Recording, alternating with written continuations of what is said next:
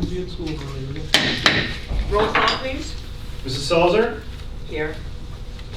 Mrs. Egan? Here. Ms. Davenport? Present. Mr. Hillman? Here. Mrs. Callen? Mrs. Lammel? Here. And Mrs. Petropoulos? Here. And pledge, please. Like that mouthful of food. I pledge Allegiance to the flag of the United States of America and to the republic for which it stands, one nation, under God, indivisible, with liberty and justice for all.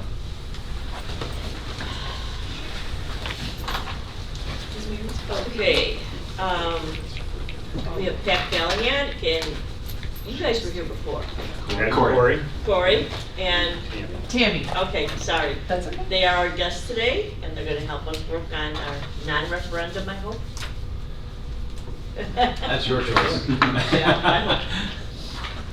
So, you wanna go from there? Yeah, obviously we don't have anyone from the public here today to participate other than our presenters. And so first up, we're going to ask that Pat and Corey kind of present to us on our facilities. We've heard a couple times from Studio GC and just kind of really take that next step to see what we are looking at doing. And they'll be, we'll also be going into closed session for a little while to talk specific security topics. And then when we come out of that, we will hear from Tammy, who will kind of say, here's what you saw for the facilities. Now, how can we possibly finance all that? So I'm going to turn it over to Pat and Great. Corey. Well, thank you very much for sharing your Saturday morning with us. We'll try to make this efficient and productive. So, Corey, why don't you go to the second or third slide, rather. Sure. I know we talked about safe, warm, and dry, and I didn't want to put this in front of the flag before we, but it might be better served over here. Set the pledge. So, last time we met, we kind of showed you kind of a soup to nuts projection of what potential costs might be, in particular for those items that are what I'll call critical infrastructure, right? So we talked a little bit about roofs, so our building envelope, our roofs, HVAC, some asphalt, which is exterior, security, obviously critically important, and then the learning environments. So this morning, I just want to take maybe 5-10 minutes to go. Have you ever done a four-square exercise for prioritization? You guys ever do this? Okay. So we just get to define what our two. You've ever done this? Oh, this is a lot of fun. I don't know, maybe if I see it, but I don't think so. So I do this a lot with my districts because really it's about a definition of what's important. So for instance, this four-square allows us to put topics in the four corners, right? So if we say that access to dollars is the priority, or the cost of the work is the priority, over, let's say, learning environment, we can define which edge we want to, and it's always two matrix, right? So we have one criteria and a second criteria, so we just begin to place the boxes, right? Place basically the big categories to understand what do we think is critically important, right? So when we talk about safe, warm, and dry, right, we're really talking about making sure the buildings don't leak, right? That the classrooms have enough ventilation and space temperature in order to achieve what we want, which is alert students, engagement, and learning. Versus something that might be more like a concrete sidewalk that isn't failing, it may look bad, or a floor that may not be of great color, or maybe a little disrepair, but it's not a tripping hazard, it's not an emergency egress issue, those kind of things. So it's about making sure we place priority on those things we think are important. So if you talk about the first category, we always like to talk about money. Now, it's not usually the final deciding factor because we get to choose how you spend it, but it is a factor that's important to consider because certain items cost more than others, and we need to understand whether or not the more expensive items are more important or whether they're less important. So what I'm going to do here is I'm going to put a dollar sign here, okay, and I'm going to put $2 signs here. Okay, and that means that we want to prioritize based on the value of the items, right? So those that cost more are going to be sitting in this quadrant, right? Those that cost less are going to be sitting in this quadrant. But along the vertical scale, we want to talk about what's most important to the district so we can decide. Is it about the learning environment? Is it about taking care of your inventory, your facility needs? What do we think is more important to take care of? And we don't have to put those at odds to each other, but in terms of a vertical scale.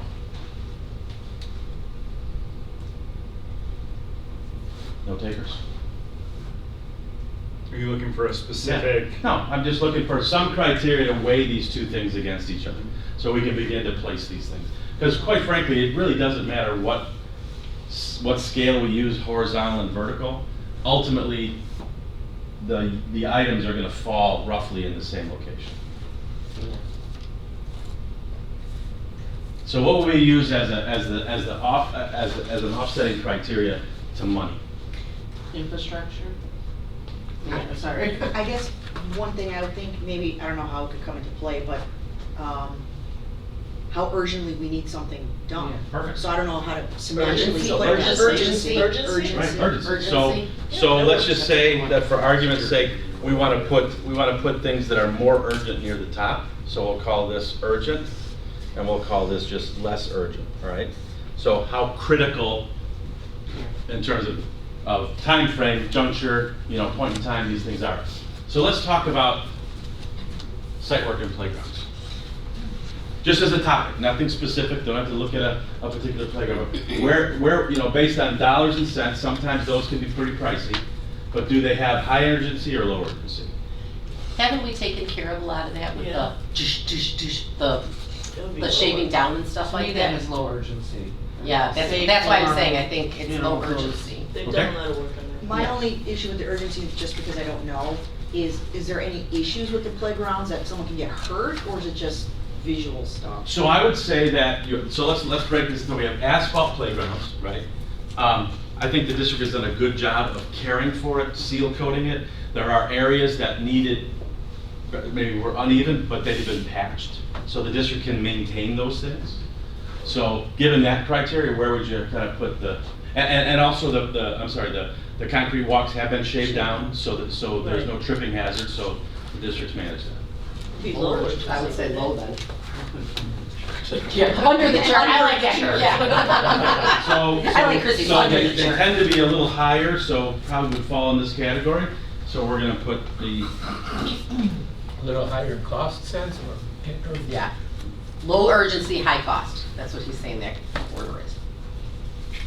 so that's our segment. Oh, I like your little picture, very nice. Thank you. What is that? That's a picture up there. Come All right, on. now you're gonna make me do it nice and neat, nice circle. How come we didn't go into ours? Sorry, Dad. That's Looks like okay. a picture. All right. That was just funny. He is an architect.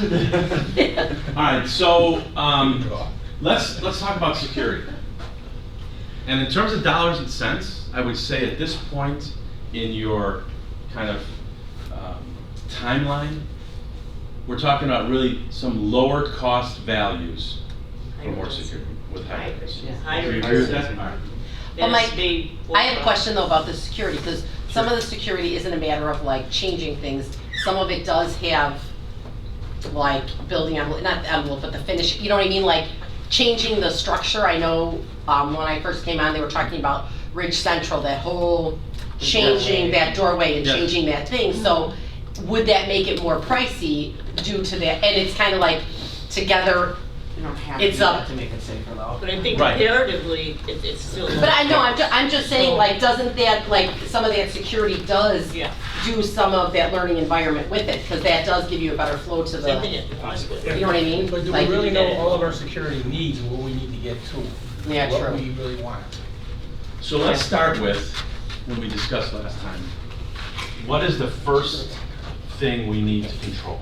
Right, we need to control our site perimeter, right? Yep. Then we need to control our building perimeter. So you guys have done a really good job of controlling your building perimeter. You have secure vestibules, people have to be buzzed into the office, they can get into the vestibule, they can't go any further.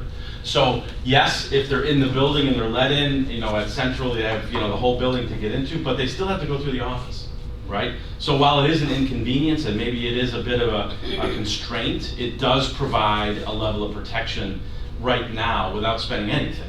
So the question is, how much more do we want to do to improve those facilities and make it easier for interaction with patron or with parents and students and families. So I'm going to put this here only because I think you can do some very modest improvements. Now that's not to say we can't spend a lot of money doing that, making big changes and putting in more doors and having more secure sequences. But I think overall, I would probably put this in this category because I think incremental improvements in security are the best improvements.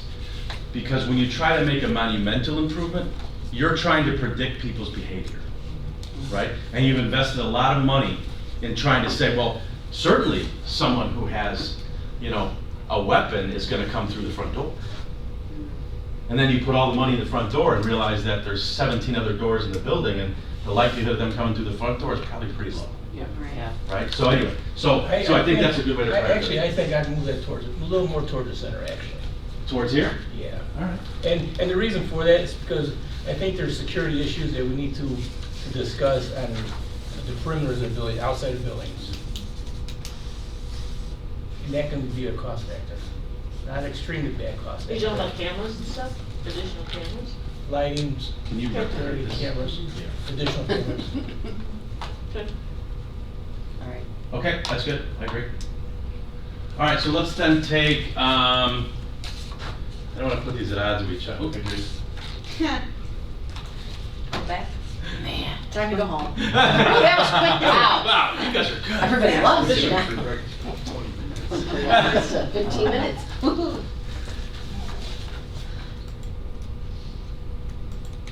There was technological issues with it, like Tuesday, I think, too. Wasn't there? Was it Tuesday? Yeah. We Yeah. also- I couldn't do my. We also have our packets. Got grunt Yeah. on it. Right. And now, Pat, Maybe while we we're should waiting, move that. can we do any of the security work over the summer? Is that feasible? I think it could be. My only challenge right now, and I want to have this discussion with you, depending on what we do, if we're working with what I'll call contractor level improvements and supplier improvements, the answer is yes. If we're trying to get a general contractor in to start, I will tell you that we're struggling to get bidders right now. We're struggling to get bidders to bid. Now, some of the smaller bidders will bid, but you're going to pay a premium for that. Why? So most of the school or contractors that do schoolwork, they call summer the summer slam, which means they ramp up. The problem is there's not enough workmen, there's not enough tradesmen to fill the roles we need. Like right now, carpenters and electricians are virtually impossible to find. And I'm talking about bids that we've received in the past 3 weeks. All the vendors are saying we can't get carpenters and electricians. Yep. The mechanical contractors have capacity, but they're starting to Tell fill your up. children to go. Well, you hear people saying that, but to actually Yeah. see Yeah. it and Well, get a we s- confirmation of that We is see it where amazing. I am too. We are industrial painters, okay? So we paint bridges, that type of stuff. I mean, we have a core set of guys.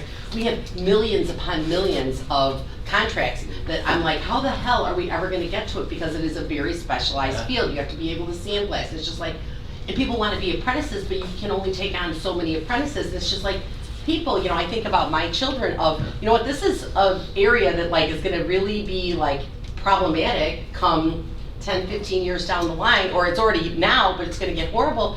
And I mean, like, our industrial painters, they make, as journeymen, they make $47.30 an hour. They pay nothing for their health insurance. You know what I mean? The employers do. It's like, why are we pushing children towards college if this might be That's a what a real lot of people are saying now. And 3 boys, Same they're all reason. gonna be carpenters. And I really think, You know what I mean? But it is, I can see it now. If it's happening here too, it's like. So what we see is how they build capacity is overtime. Yeah. So for instance, I may be a mechanical contractor or an electrician that has, say I have 10 jobs. And I have my workmen all booked out on 10 jobs for the 10 weeks of summer. Well, if I want to pick up some more jobs, I have to get these guys to work second shift, right? Yeah. So now what I do is I say, okay, well this bid is going to be a second shift bid. So now I'm automatically making this more expensive just by Right. virtue of a labor shortage. Correct. So those are the kind of things we're seeing right now. That's not to say you can't get it done, but you may pay a slight premium for it. But we can talk a little more about some of the details, and then discuss kind of what our strategies might be to be in the front of that line instead of in the back of that line, in the upcoming years. Certainly, and I just want to make this point because you brought it up, industrial and career and technical education is all coming back in the high schools. Yep. Should. Right. They never And- should have taken it out. But Yeah. and 15 years ago, they took it out of middle schools, we took Yeah. it out of high school, we took it out everywhere.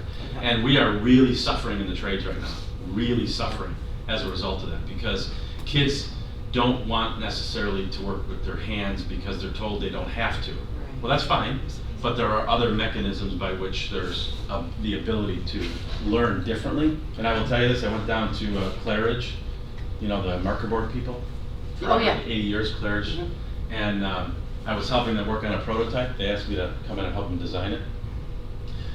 The 3 gentlemen I worked with, the most brilliant people ever in my life, and they didn't graduate high school. That's all they do all day is work with their hands. I mean, so there is real value in that. But anyway, that's a whole story for another day. So let's look at then building envelope. All right. So let's, building envelope is exterior walls, tuck pointing, windows, and roofing. Where would we put that? If I remember right, we're not due for those like right away, but it's coming up. Yes. High money, in between low. Right, is that high money? Yeah. Yeah. Yeah, I would say right, yeah. Right about here? Yeah. That's what Do I'm you agree? thinking. Much higher. Yeah. You In think terms it's of high? money, Yeah. it's. Yeah. So top of here? that. Yeah, it's Or out probably here? intensive, yeah. Well, we're saying, is it low priority or more, is it in between? Well, it's not really, yeah, that's short. I like knickknacks, like little piddly stuff. I mean, it's high, very high, it's millions.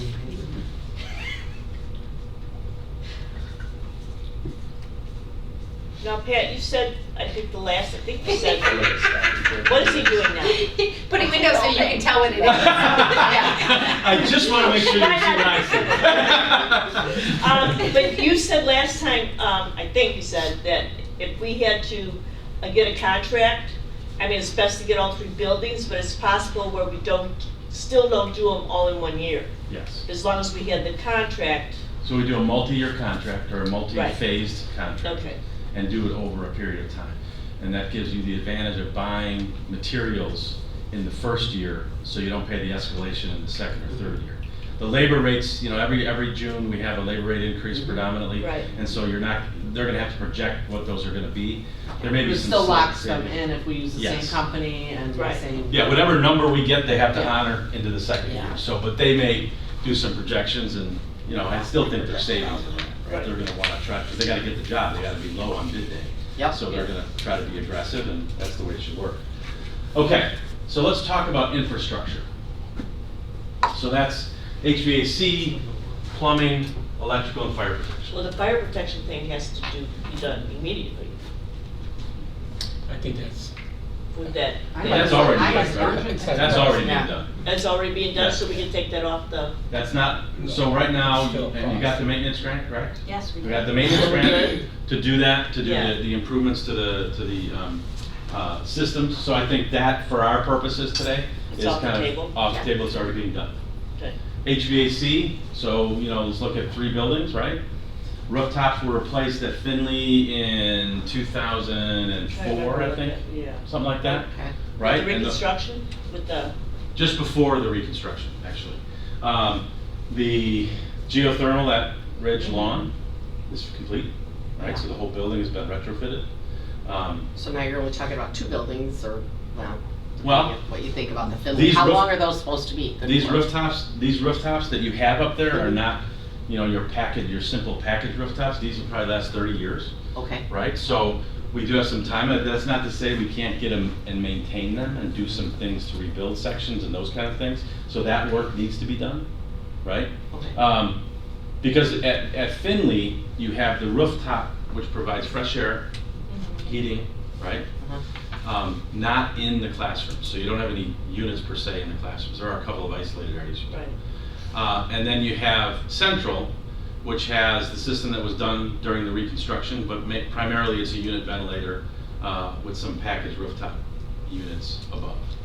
So there is some cost to that, but I don't think it's one of those things that has to be replaced tomorrow. On our list, we were projecting within the next 5 years, you have to look at all those. So, I have a question on the HVAC. In the old section, there used to be, I don't know if I know they've worked on it multiple times, but in the old section, they used to have a problem with like, I remember remember my old room was always freezing, which was fine with me, but not everybody else. And then the temperature was Temperature fluctuating. controls. Does it still happen? Well, it's consistent with our teacher surveys that temperature fluctuations in the building still exist. But I know they've worked on it multiple times. They have. That can also be It's done some personal temperature thing, control too. work. Yeah, Right. that's, you know, I like it cold. And I know, so- but this was Yeah. addressed, this was an issue. But now, are there, I mean, it seems like we're kind of saying infrastructure's not like super important, but I feel like plumbing, electrical, are there plumbing, electrical needs that There are. we're not aware of? There Because are. like, that's basic core things that a building has to have to function. Yeah, and I'm not trying to minimize that your Yeah. potential expense for the HVAC, because as part of our tenure, there is money in there for that. Mhm. But I guess I'm just trying to say that it's not in failure mode, like. Yeah, no, I didn't know if we had. Do we have plumbing, anything that electrical needs literally I is wasn't in aware of. failure mode? I mean, like, you know, is there something in electrical or Besides plumbing, and the is there fire anything in thing. failure mode That's that right. we should really That's We look did, at? we did that big pipe last year. Yeah. Taking Yeah. care of the plumbing issues Right. and Yeah. nothing electrical. I mean, I think the distance, so the advantage in looking backwards at your buildings this way is the district's done a very good job maintaining them, right? I mean, Wes, you know, I mean, he's on it. He and Kathy talk all the time. They go in, they drill in, they get something repaired, they get it fixed. But it's the longer term that get more expensive, like where I'm not just replacing a belt or a fan motor or something like that. It's a bigger issue. And I think if we continue down this kind of preventative maintenance and maintenance mode, these costs should be somewhat mitigated, but we're gonna get to a point where, and these are expensive. I'm not trying to minimize the cost factor of that. It's just a function of urgency, and I don't have it above the line. My opinion would be expensive, but a little bit below the line. Yeah. So you're saying we probably got another 15 years on the rooftop HVAC things approximately, but it's gonna cost us to keep it up to date. It's not gonna be like cost-free for 15 Right. years. Yeah. Right, because that's just basic maintenance that everybody should do. Right. Okay. So the only one that we really need to look at is central, is that what you're thinking? I think Central, from our evaluation, is the one that has Yeah. probably the most, because it has the most separate systems based on where you are in the building. Some are rooftops, some are packaged, self-contained. So in that regard, it's a little bit different than the other buildings. But it's also different in the fact that you don't have to do the whole building at once. Yeah. I was gonna say, is that good or bad? Now I see the You good could part do of it in yeah. sections, right? You can do it in pieces because you don't have to replace the entire mechanical system and all the piping and all the other things. Is the cosmetic stuff in the bathroom still Hmm. in place? So just want to make sure I'm not putting words in your mouth. Where you said, I think is good. Everybody agree? I think right below the line. Yeah. High dollar. High dollar break below line. So Pam, let me A ask dollar you a or just question. about traction. Oh, what's that? We're not in Southern Illinois, we're not teaching hunting. Regular roofing. Oh, we should. I had to get mine done. Yeah.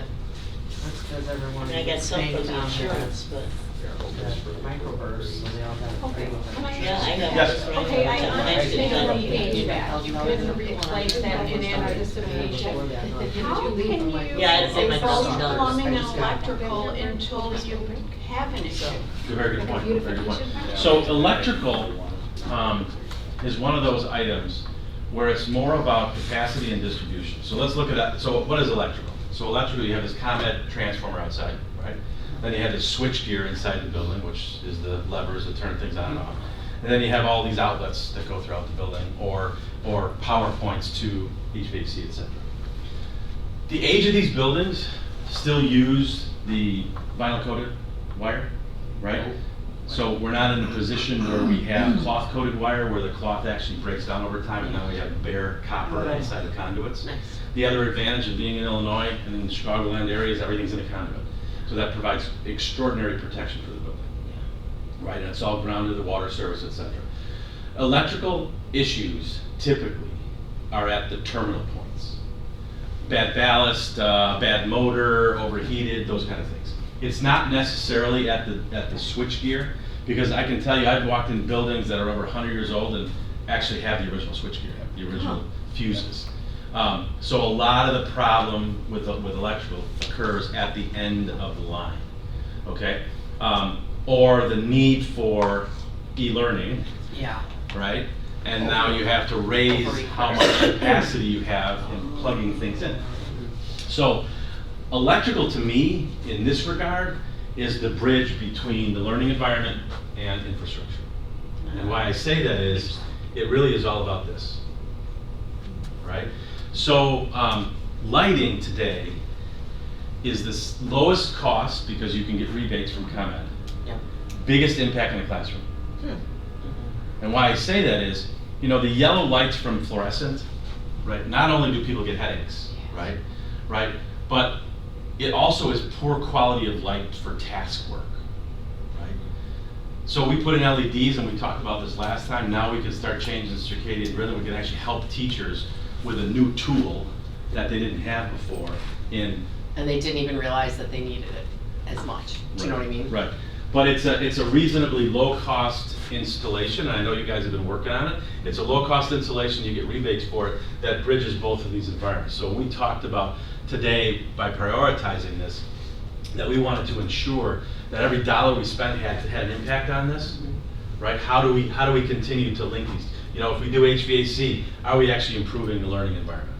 So if you remember the surveys from the students, one of the interesting points was that between 68 and 71% of the students in all your buildings said they feel sleepy during the day.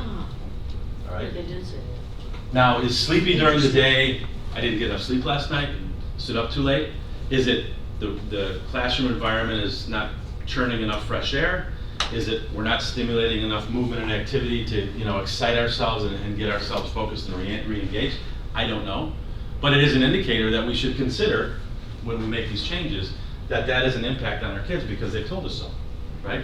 And the teachers talked about temperature control, right? And you know, I haven't found a perfect classroom yet where everybody says, well, this is the perfect temperature for me. You go into 5 classrooms and everybody's got 5 different temperatures because their internal, you know, thermometers are all different. So anyway, so that's just, so bridging these things and creating safe environments and all those things, we want to see us try to affect this as much as possible.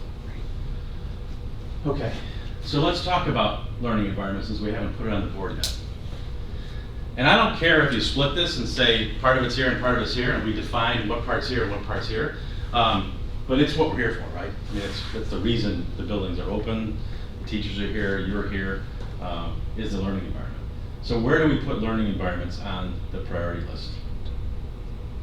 I think they're urgent. Urgent? Yeah, I agree that they're urgent. I would have to agree there. I agree, top priority. Top priority, okay, so we know on this scale, we're up here. Yeah. Now it's a matter of investment. Right? Well, it's not gonna be as expensive as roofs. Agreed?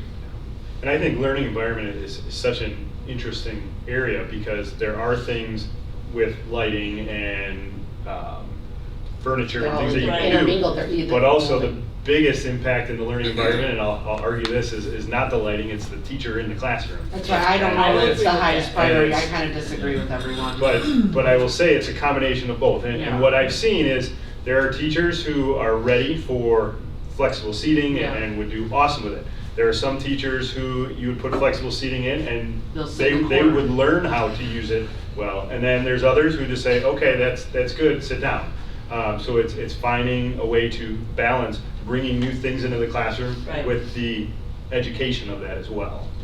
Yeah. And I would It's a never. combination argue of that. both. I know. We bought all those ball chairs at our building that, you know, for kids, and they're all sitting deflated. Like, I mean, it was, a hot item, and then no one did it. So I 100% agree with you, and everyone was saying it's a high priority. I don't know, Yeah.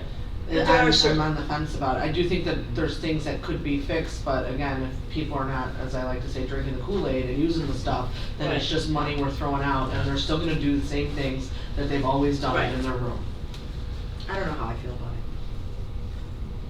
So, you know. I will say this though, I mean, I find like when I'm working, if I've got the environment just right, I am really productive. And if it's Yeah. not, I can't even sit still. I mean, I can't even, like, I'll just get That's up and how I walk am, and sit, too. and get up and walk and And you're a sit. grown-up. I have You know what I a mean? hard time. I mean, I have like a hard time. But I'm the So I same way. understand it, but I also understand the logistics. How effective is it really? How feasible is it that it's gonna be utilized? So I just don't know how I feel about it. But I agree, like lighting, if it's like that yellow light, I gotta get out of there. I feel like a cat in a box. You know what I mean? Well, I mean, if you look at this room as a classroom, right? What innovations have we really done in a classroom in the last 100 years? There's a door, there's 4 walls, a floor and a ceiling, right? We got lighting, we got a different way we put the carpet down, PCT down, we use a different kind of a desk, it's on wheels, it's chairs, it's tables, those kind of things. But I think Chris is onto something, because I think maybe the learning environment priority isn't necessarily flexible seating and furnishings, because not everyone is on board with exactly the trajectory you're going. That's something that curricularly you have to work on to make sure that everybody is moving in that right direction. But this other stuff, to me, is low-hanging fruit, because when I talk about the lights, it's just another tool that doesn't really cost too much. Yeah. Right? It's another tool for a teacher. Yeah. Like for instance, casework, to me, as an architect, probably the worst decision we ever made in classrooms is for kitchens. I mean, if you think about the stuff that we put in casework in classrooms, it's not really designed for it. What do you mean casework? I Cabinets. don't know that Oh, word. cabinets. I'm sorry, Okay. cabinets. Cabinets, upper cabinets, lower cabinets, it's studies. drawers, shelves. I mean, it's so hard to use that for active storage, because you just kind of put it in, right? Yeah. At your house, you have drawers that come out, you got pots and pans, you have utensils, you're in the drawers every day. It's designed for that. It wasn't really designed for classroom environment, especially today with all the manipulatives and all of the educational support material we have today. It really isn't designed for that. So those kind of things are low-hanging fruit that allows you to do something with a plan over time. You don't have to make a huge investment in it. Yes? Also about the lighting and things like that, some of those types of things, the whole fact of the learning environment, not only that, but switching to LEDs or some of this other type of stuff. Do you know what the, projected or how much savings there is? I mean, I know people talk about in their homes they have it. Yeah, I can tell you Is there- exactly what it is. Okay, because that's a Yeah. big thing too to think about, you may be investing, kind of like with Juan. But We you have get a it back huge investment, but at a financially. certain point, we're making money on it. Exactly. And how long will that take, I guess? So let's talk about light fixtures. So a light fixture, right, an average, 3-lamp fluorescent fixture consumes about 32 watts. Okay. The same equivalent LED with better quality of light, brighter, right, more lumen output, is about 13. So the nice thing about lighting is, and that's part of the reason you get the rebates back, Yeah. is And then- because it's quantifiable, right? So ComEd says, you prove to me you're gonna save, 20 watts per fixture, count the number of fixtures up, we're gonna give you a rebate of so many cents per watt you save. Now, they're gonna give you the rebate. The good news is, you're already saving the watts. So your electrical utility costs continue to drop. Yeah. So, yeah, lighting to me is kind of a no-brainer, Yeah. only because there's plenty of incentives out there for you to do it, and the cost of LED lighting has come down dramatically. Right. Matter of fact, the 2 fixtures are almost comparable now in terms of cost. Yeah. Yeah. And they're not as ugly either. No, and the Really? light's a little brighter. Some color, people yeah. say it's too bright, I get headaches, but the beauty of LEDs is you don't have to pay extra to be able to dim it. You just have to buy the right dimmer. Yeah. Right? Whereas with the fluorescents, you actually have to buy an extra electrical piece Yeah. to allow that to dim, and then when it dims, you actually see the flickering more. Yep. So it's not really a perfect scenario. Am I right, Greg? Yep. Yeah. Yeah, and they say on there dimmable, because I just put up a couple. Yeah. So it says Interesting. dimmable. So, I mean, I'm not a lighting salesman, so I'm just. But it's a good thing to know, you're saying, I don't and number know. one, it improves the learning environment. Number two, it's not gonna cost us much, and we're probably gonna recoup that money. So we're talking about something that could be urgent, but obviously on the cheap part Right. of it in the long run. You know what I mean? And if Right. it's an easy fix to just. So what if we separate learning environments, right about here? Yeah. Because this stuff, finishes and ceilings, is somewhat cosmetic, Yeah. right? I don't like the floor, it's old, it's not waxable anymore, but it's still a floor, right? Can we clean it? Are there other things we can do, or do we just need to replace it? You get so sick of your living room carpeting, you say, I just can't stand this anymore, I'm gonna replace it, and it costs you $1,000 to, replace one room of carpeting.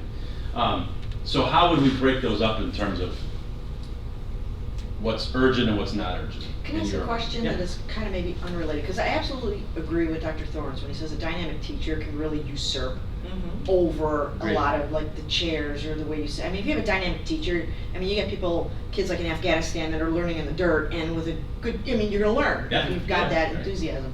are there some teachers who are maybe asking for certain things and others maybe who aren't, and they're like, well, I'm not gonna use it if you get it, maybe we can get some budget together to buy teachers who actually want to utilize that type of stuff. You know, I don't know if that can be included too, like if a teacher requests something and says, I Teachers put in wanna a use budget it. report, Well, request and report. And we've that's had the a other- lot through the PTA with the The grants. PTA has done a lot in the whole Okay. fact of that we have put it out there, and we still have people who don't know. We have the PTA grant program, so in the fall and in the spring, they have the ability to fill out a form, say exactly what they want. We use a lot of scholastic dollars because we get more than 50% in scholastic dollars versus taking cash. Okay. So we have put in Mrs. Henneke's classroom. She's gotten a lot of flexible seating. She's gotten a lot of that stuff. We've gotten it from Scholastic. So there is some of those things going, but most of the people who are requesting these are people in special ed. It's not going out to the rest of the thing. A lot of the other people aren't asking for it because they don't know what they want. One of the things we did as a PTA is we had a lot of people who were coming to us with bus requests because buses are very expensive. And one of the things that we talked about, you know, all of us when we were talking last time was the whole fact of we're putting a cap on those buses of what there is to spend because you know what, a bus is one trip, one thing. Right. But whatever it is in the classroom that we have is more for more people. So the PTA is doing some of it, and that's one of the things that we're trying to get out to explain to people. You know, I know it seems crazy that we have this, you know, food raiser every month, but you know, we were able to give out over $5,000 last year of stuff.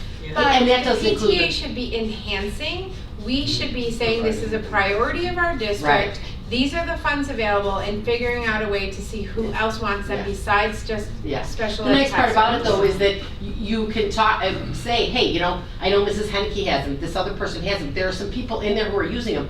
Is it useful? Are you finding it useful? What is it? So maybe the little bit of push in that we put in there is enough for somebody to say, you know what, I thought this flexible seating was gonna be great, ugh, forget it. Here, let's pass it on to somebody else, see if they could use it. So maybe it is kind of good that we have a, like, I don't know, like your own beta test of teachers out there who are willing to try it too. Well, and I think though, if there is more of a line item than an enhancement, more people are willing to try things and get things. Yeah, that's true. It's, the worst thing you can do is send somebody to a great PD or hear of a great idea and then say, oh, I'm sorry, there's no money. Well, then the ideas are gone and then there's no growing from there. Yeah. So if we prioritize it, then the trickle down happens.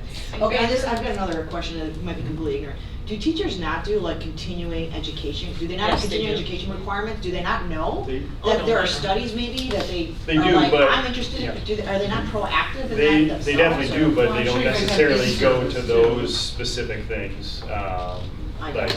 It can be something else. learning environment, they might be Oh, going okay. to. Or not sure how you can even do it. You know, you're looking at our classrooms, which are not very large scale classrooms, and they're already kind of filled to the hill. Right. And if they're being told like, yeah, you can get this if you have money or you have space, because we can't take anything out because there's Yeah. no, like, what do you do? So it needs more of a systematic Yeah, approach. well, and one of the things we talked about in our financing facilities is creating a furniture replacement cycle. So when we talk furniture, and that's not just necessarily, our desks are breaking down, let's buy new desks, but it's having that larger conversation with administrators, with teachers, and say, what is it that we are looking at doing? And we actually had that meeting scheduled, Dr. Thorns and myself and the administrators, for Tuesday.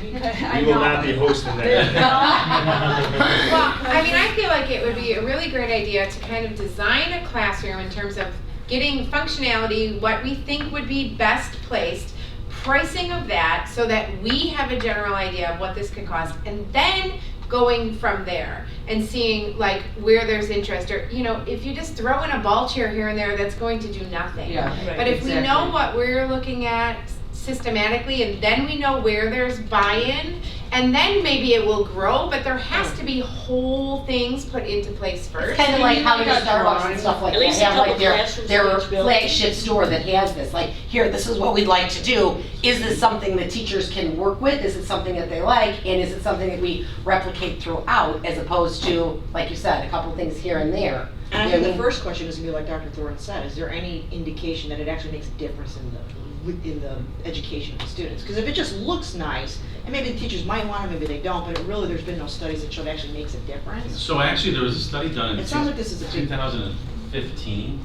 a called Clever Classrooms, came out of Manchester, England. And what they studied was the actual apparatus in schools and what impact it had on student learning. And it does make a difference. It does. It does. The challenge, though, is to determine what the balance is for your district or your particular school, right? So, you know, visual noise and you know, flexibility of space, breakouts, those kind of things, and what supports those. I would actually argue that as a result of this meeting, a very simple thing we can do is each building has its own personality, right? You have certain size classrooms at Central, different than Findlay, different than Long. Is we could come up with what we would characterize as a prototype to be kicked, you know, kick the tires by the teachers, kick the tire by the board, the administration, and say, okay, you know, what type of storage do we want, right? Something that's more effective. We solve the storage problem. And if we solve the storage problem and get some of the in-classroom libraries better stored, what do? We create more space, right? So if we can make these smaller classrooms bigger without building a new building or you know, blowing out the walls, those kind of things. And then we look at furniture, right? What type of furniture? Is it tables? Is it tables on wheels? Are they nesting? All right, what other visual aid supports? So we talk about mobile marker boards, personal marker boards, redoing our TAC boards and turning everything into marker boards, whatever that is, and coming up with what we call the prototype for Chicago Ridge, right? Whether it's, and maybe it's one at each building.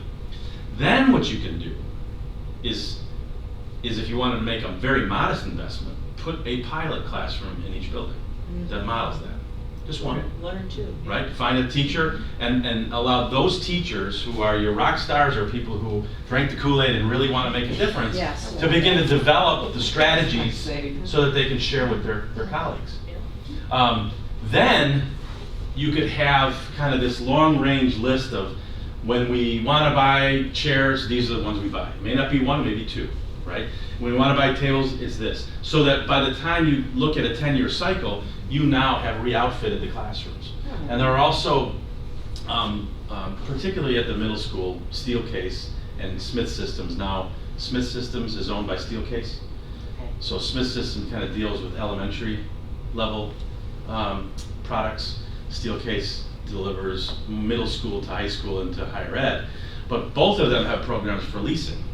And there's lifetime warranties on this stuff, right? So instead of going out and buying it on your own, and as time changes and say, you know what, this was good for a while, now our teams want something different, we need to change this out, you can do so.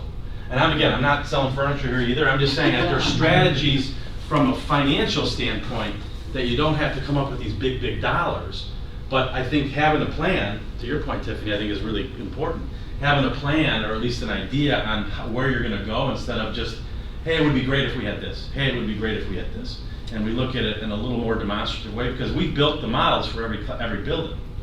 Pretty easy for us to do a quick prototype to give you some idea. That would be nice just for teachers, maybe they can't spatially plan in their head, like I just don't understand how I could even change my room around. So maybe this would be. Yeah, and I will say, like in my previous districts, we've done that with like technology. Like, all right, so these smart boards back then were like $10,000. So teachers, tell us how you would use this in your classroom, and then we're going to choose some, and then other teachers saw how it was used, and then we added a few every year. Well, I think the hardest thing, I think the prototype is great. The hardest thing is choosing the teachers that are going to use it, and that's the whole thing of, like you said, it almost seems like, I shouldn't say a lottery, but who are these teachers who are having more, going to these different, teacher institutes to see what there is and what's The to process is a fantastic. that's what I'm saying. I think that's a great idea. We Like, get a what prototype, do we they don't have do? to have a number, we see what the Forward output on is. That's a great idea. And you come up with that prototype, put it out there and say, we're looking for people that are interested in using it. Not just saying, that's nice, but how do you plan on using these things that you found? What kind of education do you have on, like you said, on how you can really use a smart board or how you can really do that? And those are the teachers that get it, and the other ones who might be old school. Vote on whose we like the best, and that way there's no indication that Dr. Thorne's picked you over me as a board. Well, and I think the key with that is once they are chosen, I think you will have some who definitely, you won't have a huge Some, number. but I think there's a lot of. And then the key, just like when we send someone to professional development and we ask them to share out, you would need to be a classroom that's willing to have people come in and see how you utilize it, that brings you beyond what they currently Well, I have. And the agree with building anything, principals yeah. are gonna be important in this, because they know those people better than anybody. So if you do a Interesting. prototype Love with it. one of the vendors, Steelcase in particular has a pretty robust program, they require you to share data on how their products are being used. So there's already a built-in reporting mechanism. And in addition to that, Steelcase sends out their anthropologists and their educational experts, and they observe how so there could be a partnership there that might, raise the bar a little bit. Well, it could be incentive to teachers too, because this is like totally domain for like professional, like whatever in their evaluation processes as well, Yeah. showing that they're being innovative and. And if they're interested in Correct. progressing Yeah. beyond just a teacher type thing too, that's the other thing, is that they're, developing, and if they're interested, I think it really would be, all right, so here's my question. Tiffany, would you volunteer for something like this? Would this be something that you? I think it's so I mean, exciting. I already drank the Not Kool-Aid. volunteer. I know, but I'm just. Is this gonna be But everyone's saying? but I think, and that's the question, we think it's really great, because I think, in, it sounds really bad to say this, because I say this a lot, in real industry, we have to change, we have no choice. But in schools, my son is 26 and 25, guess what, the school that they went to at Richards and the school that they went to here was exactly the same school I went to, and I'm 52. Well, Okay, and your so- parents. And our That's just- parents. And now all of a sudden, Annalisa and Will, I'm like, whoa, this is different. You know what I mean? So I can see where there's a whole group of teachers that are now probably retired and things like that. But there's some still there that are like, But even think about yourselves when you're at home. Sometimes you're gonna sit at the kitchen table, sometimes you're gonna go to the couch, sometimes you're gonna go to a different couch, sometimes you're gonna go in your bed, like, depending on what it is you are wanting to do, or Yeah. need a changing scenery, or quieter, or wanna be amongst the Yeah. chaos. You have choices, Yeah. and not just being told, like, you have to sit in this How about spot you? and be productive. Nancy, because you were in the traditional more than anybody Yes, else. but I Would did a you- lot of things in my classroom that were not necessarily traditional. Okay. Just around, walked on top of the desks. Yeah. I did all, You- I did the all sorts teachers of things. were- You were. Yeah. Right? Yeah. But that's what I'm saying, How big was a closed door wagon? Set up the tables and Oh, walked yeah. across it. So here's what I'm gonna suggest. So I did a lot of things Yeah. with what I had.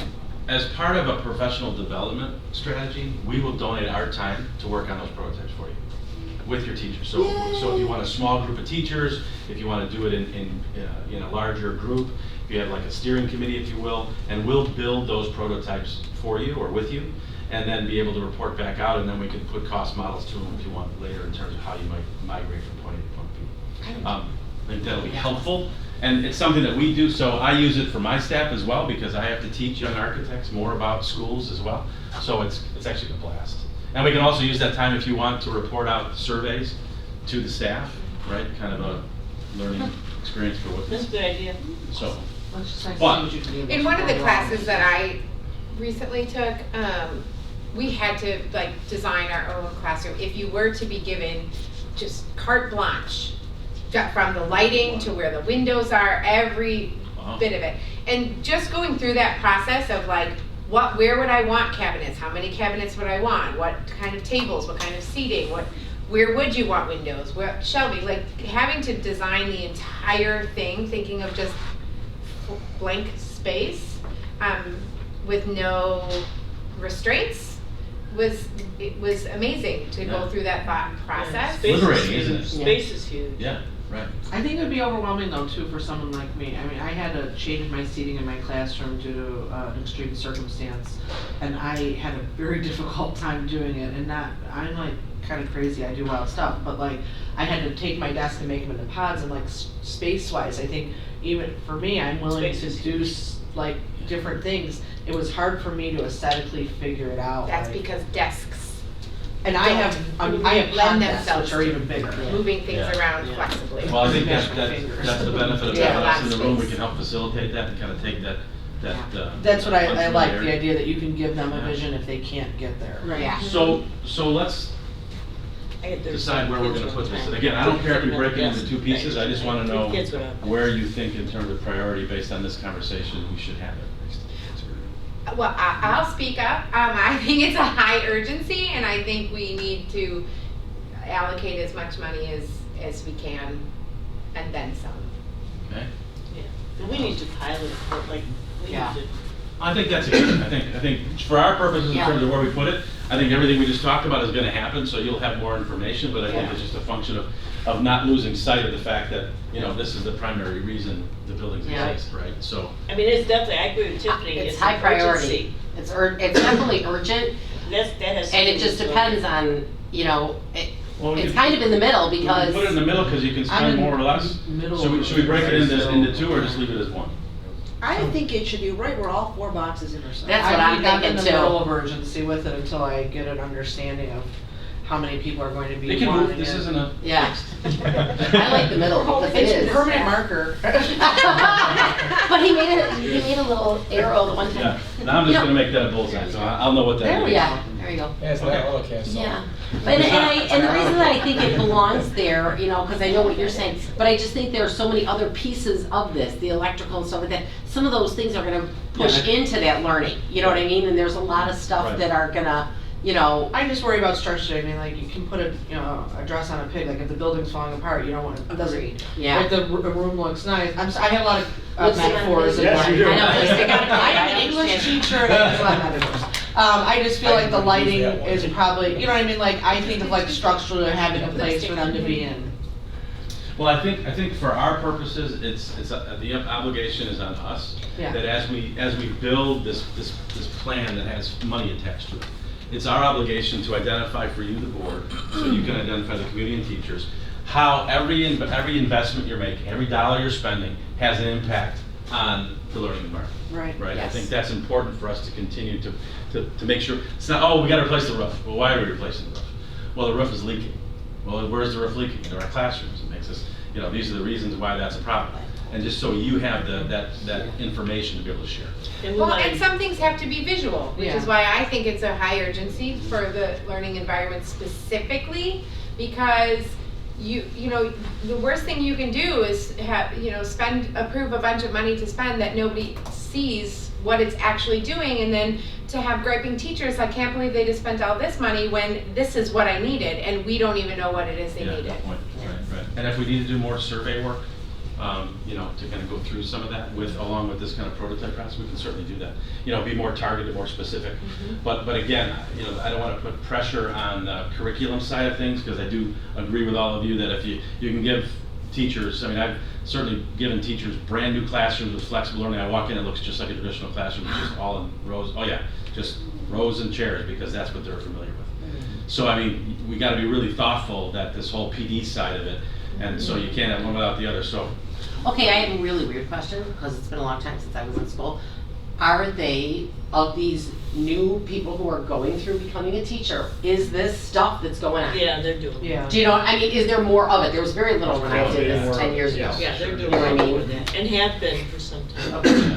There is, but then when they go to do their student It teaching. depends. Then they're back into, Schools yeah. are Depends, or still doing traditional, I mean, whatever if I district look. they're in, you know. But it's- I'm not as familiar with grammar school as I am with high school. The grammar school I'm familiar with is here. So it's Yeah. like, I don't know what revolutionary grammar schools are doing and what are across the board. That's where But you for want high creative schools, teachers, yeah. because they Yeah. could do even without that. Is this like flexible seating and stuff like that? In my mind, mentally, I'm thinking it's far more effective the younger you are and the closer you get to graduating high school. It really kind of maybe doesn't matter so much. I would think We- if we you're about to get to definitely- college, Yeah. you need to be able to sit in a freaking chair and look at a board and learn someone who's lecturing. But I will Yeah, tell you, in lectures, so college I'm right thinking- now, the classrooms in college don't look like classrooms anymore. Really? Yeah, they're Back in the like, nineties. it's almost like incubator space. Most of the class, I mean, you know, like for a traditional chemistry Have to class ask or my those daughter. kind of classes, don't get Never me wrong. answered that. But I mean, when you're talking about, I'm working with Dartmouth right now to try to redesign some mobile whiteboards for their new innovations building, which is gonna open in the fall. And these are just crazy classrooms, and it's a multidisciplinary education, so they're gonna be able to get this degree, which allows them to have a degree really in 5 different subject matters. But because they want this systems thinking approach, they want to be able to have people that aren't so specialized, that are more broad-based in their thinking. So I will tell you that that's where our children are all going to, right? So, but they still have to have foundational knowledge, no question about that. It's just a function of how much flexibility do we give She's teachers. at Cal State. Yeah. Because a good teacher will find a way to teach well. Sure. Yeah, They always that is do. true. They did for Yeah, me, they did for that's- you. I agree, you know. good teachers could be able to Yeah. be 'Cause I'm just flexible and thinking- do things regardless. No, and I like, sorry, go ahead. I'm just thinking, because like maybe for this prototype thing, in my mind, I'm thinking we're doing this for elementary school, or maybe not, I mean, I don't know, I'm. It would be K. K8, Yeah. okay. The junior high too. No, and I Gotcha. agree, I think there should be a visual impact, I mean, our parents walk in the school and they see it, That's but true, more too. so, the kids, I want them to have a good learning environment, I guess, I have been at a school where there have been horrific plumbing issues, not where I work now, by the way, but like, toilets didn't work, and like, there was sewage coming up, and it smelled weird, and like, there was gunk on the ceiling, like, so I feel like having a good building, but again, I'm new to the board, like, under a year still, so I don't know all the ins and outs of every single building, it seems like the buildings are structurally fantastic, so, you know, I mean, that's always like, in my mind, like the highest priority is having, like, the three things that you put in that packet that we have, you know, those are first, Yeah. and like, I guess like the makeup on the, is last, but I get it, the impact of the learning environment, and wow, if there's a click or a buzz, I'm the type of person who's like, ooh, Yeah. you know, so. So this was a great exercise, and this was really the primary Fantastic. reason why I wanted to get you guys together to talk about, because now we have a better understanding of kind of what your perspective is, so that as we, can you go to the next slide, Corey? So that as we, you know, and I really, I'm gonna let Tammy talk about the money, right? Because that's a pretty important part. We know where the priorities are, we know what our targets are, but now we have a better handle on how you envision this. This is just based on what we see today and what we saw in our walkthroughs. So now we have to kind of nestle that with this to come up with kind of the final plan. But we know that overall, these numbers aren't going to change very much, right? And it's a matter of how do you get there, and how is it phased, how is it paid for.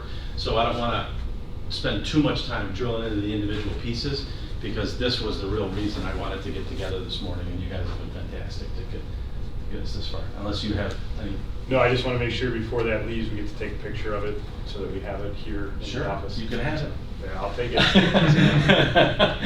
And Pat, just one question on the full roof replacement. Yes. In our past conversations, I always thought the budget was around the $6 million range.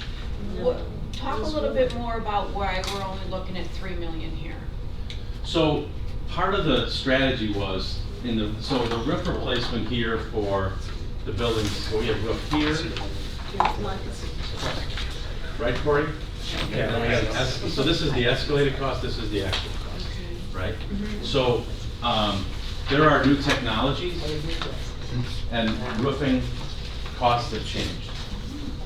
All right? So now what we do with roofs and trying to maintain as much insulation as possible, rather than ripping it all back down to the deck and starting from scratch. We have more technology, we have nuclear density tests, we have thermal imaging tests, and that would be our kind of next step before we proceeded with the roofing, would be to identify all that.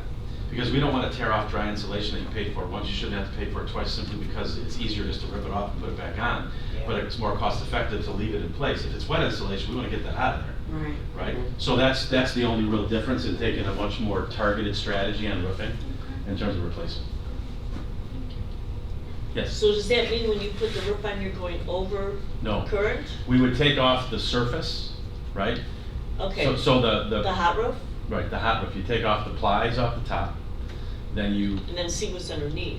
well, we'll know what's underneath beforehand. 'Cause Beforehand. We'll do the density Before you and the scans. But what'll happen is we'll take off the surface, and then we'll replace it with a backer board and put the new surface on it, as opposed to Okay. simply just ripping everything off. Okay, Because it got it. doesn't make a lot of sense to do that. And that also sets you up for what we talked about, which is the next strategy for the next, Where you can 20, 25 years, where we can just coat it, right? So you pay half for your next Right. roof by what we do today. And that Right. itself, what you just explained, lowers the cost sufficiently, I mean, Yeah, dramatically. exactly. Because the primary cost for a roof is not the sheet, it's not the tar and gravel, it's not the single ply, it's the insulation. Yeah. Polyisocyanated insulation is extraordinarily expensive. And on your buildings, you have tapered insulation, which means it has to be shaped in the factory, which makes it even more expensive. That's where the majority of the costs come in. Could be as much as $500,000 on a single building just for the insulation. Wow.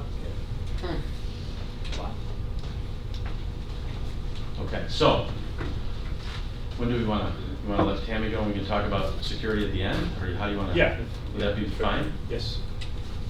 Okay.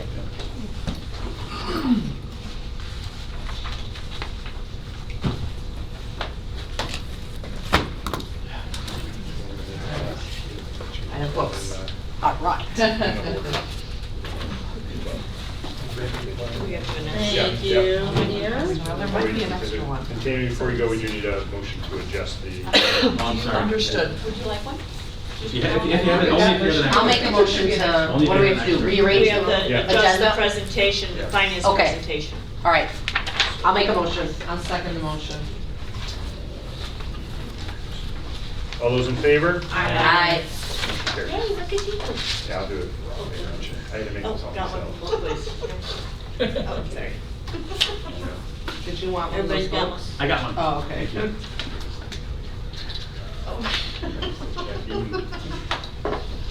We're ready whenever Ready you're to ready. go? Okay, Yes. thank you. Thanks for having me, everyone. It's kind of crazy to believe that it was last August that we had a chance to talk about kind of Bonds 101 and financing projects. So I'm back here today to coordinate, obviously, with the presentation you just heard, and to have you think about paying for projects kind of from two perspectives. One is borrowing money, but then we also need to have a conversation about your existing financial position, because you've worked very hard at achieving a really strong financial position, but you do, I think, need to ask yourselves, do you have the ability to pay for any projects out of your existing funds? And maybe there's kind of a combination approach that we're going to talk about ultimately today. So we're going to talk about a couple different topics related to paying for projects. So I'm just going to go right into this presentation. If you go to slide 3, I think it's good for us to revisit. We did talk about this last August. What is your debt capacity, or under statute, what does the law say you can borrow? How much at present time could you borrow? So it's a formula that takes into account the existing equalized assessed valuation of the district, and it also factors in the amount of existing bonds that you have. I'm sorry, on slide 3? Oh, wrong The one, second sorry. page, That's- actually. Yeah, but it's like this. a little Sorry. bit. All right. Yeah. I go by It's a little page. 3 in the corner. Oh, gotcha. Yep. Got it. It factors in your EAV, and it also accounts for the amount of existing bonds that you have, which you have very, very little. When we go through the formula, your existing debt capacity is about $9 million. That means you can borrow that much money. It doesn't incorporate any interest, it's just the principal or the par amount. But you'll learn your new EAV here in a few months. So once we know that, that number's gonna grow to about $9.8 million based on our early estimates. And that number, again, grows over time as your bonds are paid off, and again, you're getting very close to that, which we'll talk about in a minute. And as your EAV grows over time, your ability to borrow, the debt capacity formula, that number continues to increase. So that's a good back pocket number for us to start with in our conversation today. Quick question. Yeah. So how much does the economy and the current state affect your projected numbers? Well, we have incorporated,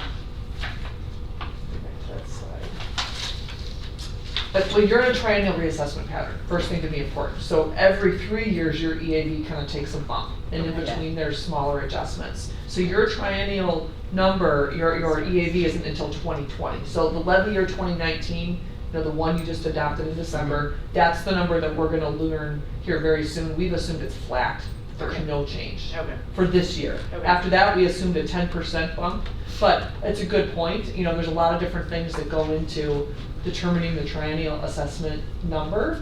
We're different than we were if we're hitting another recession, which is very possible. Part of the reason we hit the recession last time is because home values were so overpriced for so long. Mhm. That was really driving it. It's a much different environment this time. So I think you're still gonna have the triennial bumps. Might they be muted a little bit? I think so, but I'm not as worried about that picture going forward as where we were a decade ago in the other recession. Okay? All right. So let's look at your existing debt. So we go to slide 4. In shaded in yellow, going across, you'll see levy year 18. So that represents the current fiscal year in which the district is making debt payments. So you have one bond issue left from 2011. It's a non-referendum bond issue, and we're going to talk in a few minutes about your ability to sell non-referendum bonds. But your payment for this year is about $840,000. When we factor in what's called the loss and cost factor at Cook County, they add 5%. to your collection, just in case you don't have quite the 100% collection rate, which really nobody does. It's never exactly 100%, but just to make sure you collect enough from property taxpayers that if your collection rate's less than 100%, you always have enough money to make your bond payments, okay? We factor that in. Your bond and interest tax rate is about 57 cents, the second column from the right. So that's the portion of your total tax rate dedicated to paying bonds, okay? It's not separated out in the tax rate or someone's tax bill, it's embedded in that total tax rate, okay? So you have 2 more years of payments of roughly the same amount as this year, okay? And you can see over on the right-hand side, with EAV not changing in our assumption for levy year 19, the tax rate goes to about just a smidge down, still around 57 cents, but if we're to grow in levy year 20 of EAV about 10%, that tax rate would drop about 4 cents to about 52 cents, okay? Those payments are fixed with the county clerk. What changes from year to year is your EAV, which impacts what the tax rate is, which impacts what somebody pays.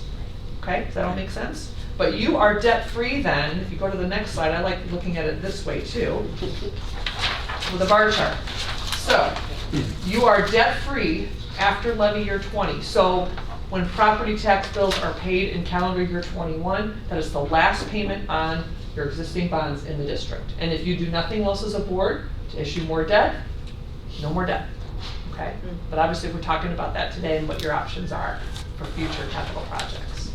Okay, any questions on that? Okay, all right, I'm gonna shift gears for a second and talk about your financial position, okay? Because I think you do, quite frankly, have the ability to pay for some of these projects out of fund balance. I'm gonna give you some perspective as to why. And this is not, I shouldn't say just me saying this, but having a collaborative discussion with the administration and really being thoughtful and reflective about your ability to do that. We need to be analytical about it too. So let's look at slide 7. So right out of your board policy, this is what it says about fund balance, that you seek to maintain fund balances no less than 55 to 75% of the annual expenditures of each fund and then the expenditures of the funds in totality, okay? And these are the funds that you include in those calculations, by the way. Education, O&M, transportation, and working cash, less any amount that you as a board have identified as restricted, which I'm not aware that you have, but these are the funds. And these, by the way, if you look at any other school district's fund balance policy, in terms of the funds that are included, it's pretty consistent with what you see. Some add the IMRF fund, which for most districts is pretty small. They're not carrying big balances in those funds by design. So you're pretty typical in terms of the funds that you look at, okay? Now, where are you right now? So if we go to slide 8, looking at your June 30th, 2019 audit, so the fiscal year you just completed last year, you were at 103% fund balance to expenditures in those 4 funds. And I've given you the math right here just so you can see where it comes from in your audit. Yeah. So you have over a year of fund balance. A great financial position to be in, right? You can weather delays in payments from the state, should property tax cycles get off kilter a little bit and money's coming in weird times, you are well positioned to handle that, more than well positioned to handle that, okay? So you're definitely at the high end of fund balance in the school districts, certainly in this area throughout the state. I mean, we don't have a lot of districts downstate that are carrying fund balances Okay, I have a like question. this. This 55 to 75%, is that normal across where everybody's goal is that? Is that where Yeah. most people have their goal and people are getting short of it? Or do they make their fund balances a smaller percentage? You're on the higher end for sure. Okay. What I typically see, I would say, on average, the fund balance policy, the target would be like 30 to 40%, maybe 30 to 50%. You're on the higher end. You're on the higher But end. this was, I mean, Kathy knows, this has been years of being fiscally responsible. Absolutely. And Yeah. then, And I think it's and it just added up, kept creeping and creeping. And I think it's creeping. important to You're state doing that fantastic. not only Kathy and obviously Sue before this, Sue, yeah. but the board and the boards before Yeah, this, excellent, who yeah. made sure they spent responsibly, They were have cheap. put us in this position when They you were saw cheap. many districts in the area falter in Yeah. the past 10 years Yeah. because of that. so. 100%. It No, worked as a perfect you've example. done a great job at it, and it's great to be in the position that you're in because you can weather a lot of things compared to a lot of other districts. So if you go to slide 9, I want to give you some perspective. So Pat talked a little bit earlier about the long-range facility plan they put together. And so what we did, it was a report that came out, I think, like the 3rd week of January, right? Does that sound about right? So what we did is we took that plan and we put it in chunks of time. Sure. Okay? So it goes out a long time, but we wanted to, again, put it kind of in sections, if you will. And there's a couple different reasons for doing that. One is, it would be impossible to think about funding every single project. I mean, this plan actually goes out to 2035, right? That's a long window. But we also, actually, excuse me, there's one portion that goes to 54. Most of it's to 2035. But when you are talking about financing capital projects with tax exempt bonds, which is a privilege that you have with the IRS to sell tax exempt bonds because they're lower interest rates than if they're taxable bonds, the IRS has expectations about how quickly you spend the money. And in general, and I have a slide, we looked at this last August, you as a board have to have a reasonable expectation to spend at least 85% of the bond proceeds within 3 years when you sell bonds at any given time. So we tried to put these kind of in 3-year chunks, okay? The first chunk, 2020 to 2025, I know that's a 5-year window, okay? And there's a reason I did that, I'll explain in a minute, but if you look at that piece, it totals about $9.8 million, which is consistent with the slide that Pat just shared with you, okay? Now, why did I do that many years? Number one, well, we can put 2020 in here because you haven't done them yet, right? In theory, if you do some financing or contribute fund balance towards projects and you start projects in 21, you're really gonna start the 2020 work in 21. They kind of collapse together, okay? Now, so if we sold, let's say hypothetically, we sell bonds in early 2021, okay? That means we've got until 2024 to try to meet that expectation from the IRS, okay? So that, again, gets us to 2024. Does it have to be spent or earmarked? It has to be spent or obligated to be spent. So you've got- contract signed? Correct. Okay. Exactly, that's right. That's not bad. Yep. No, that's what I'm thinking. Yep. And most districts don't have trouble achieving when they set forth those plans, but yeah, you can't finance 10 years of work now, there's just no way, right?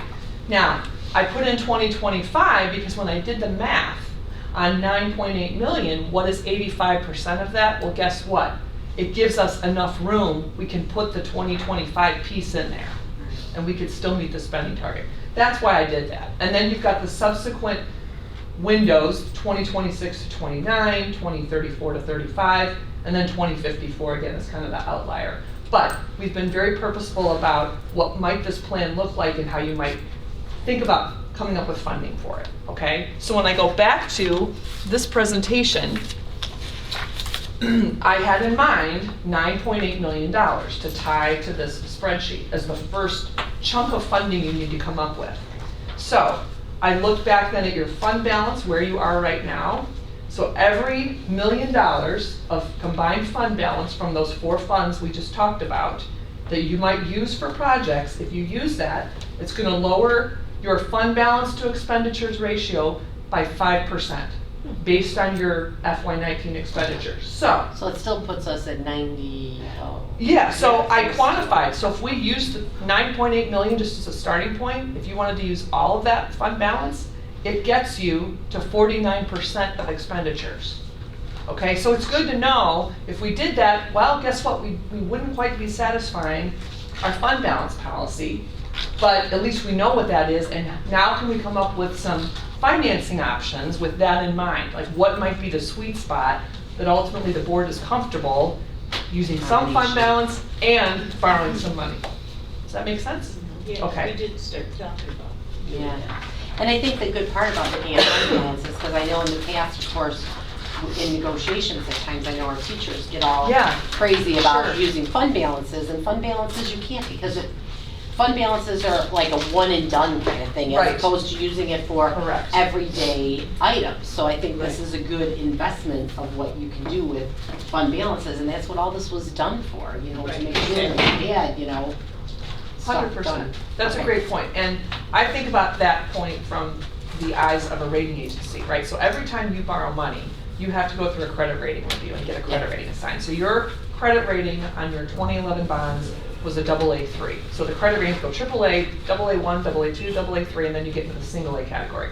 AA3 credit rating is an outstanding credit rating, okay? And if you had to go back to the rating agency today, and because you knew you were going to go into the market with the fund balances that you have, and you said, we're not going to spend any fund balance on projects, I think there's a strong case for moving you up to a AA2, for example. But being anywhere in the AA category is fantastic, because it's gonna lower your cost of borrowing. But we know that's very possibly not realistic, right? So I'm thinking ahead, what if the district does some sort of borrowing, and the message is we're also gonna use some fund balance, and they say, so we see in your plan, you're gonna use X amount of dollars to fund balance. And we would say, yes, but the district and the board are committed to honoring its fund balance policy, number one, and those expenditures are for one-time capital projects, to your point. It's not ongoing operating costs. The rating agencies view that way of spending fund balance very positively, because they also know you have aging facilities, and you have to address those facilities over time, or those costs are gonna go up. Your operating costs are gonna go up. So they understand the big picture. Kathy, I have a question. How long have we been, do you know, I know we've been there, well, within this 55 to 75? I know, Yeah, you know, that has been our existing fund policy for a very long time. but have we always achieved that Yes, policy? it's been creeping up. We've always been in the 90, 80-ish, 90-ish range, but with the increase in evidence-based funding, now that puts us at the 103. Okay, but we've always been at least in there. There hasn't been a Yes. time that that's been just a target as opposed No, to, to my knowledge, we've always been well okay, within that. all right. Yeah, isn't it true too that if we go too low with our fund balance, then we start getting dinged from the state? Am I right? Yes, that's Yeah. right. And that It's part of interest the rates formula. are significantly higher, so Right. it's a balancing act. Yeah. Correct, Okay. right, exactly. That's what I thought. Yep. Okay, any questions on, more on fund balance? Because we're gonna shift back now to borrowing options and then come up with some options for you, okay? Okay. So, if you go to slide 11, we talked last summer about your ability to issue non-referendum bonds. So this goes back, just to make sure we all have the same history again, to levy year 1994. Because back in 1994, there was discussion, there was a law passed that said if you're a school district and you have non-referendum debt, we're going to look at the amount of property taxes you extended for levy year 1994 for that non-referendum debt. And whatever that amount of that levy was, to cover principal and interest for that year only, that establishes your debt service extension base, or we call the DSEB for short, okay? So it said going forward, you could borrow money on a non-referendum basis as long as the annual payments were not more than that DSEB, and you could not have payments longer than 20 years. There was another law enacted in 2009 that said, we will now let you increase your DSEB annually by the CPI. So your original DSEB was about $412,000. It has now grown to about $505,000. So that's what your annual payment can be for 20 years, okay? Your DSEB is fully available. You have no bonds outstanding against it because those 2011 bonds were issued on a referendum basis, okay? You are pretty uniquely positioned.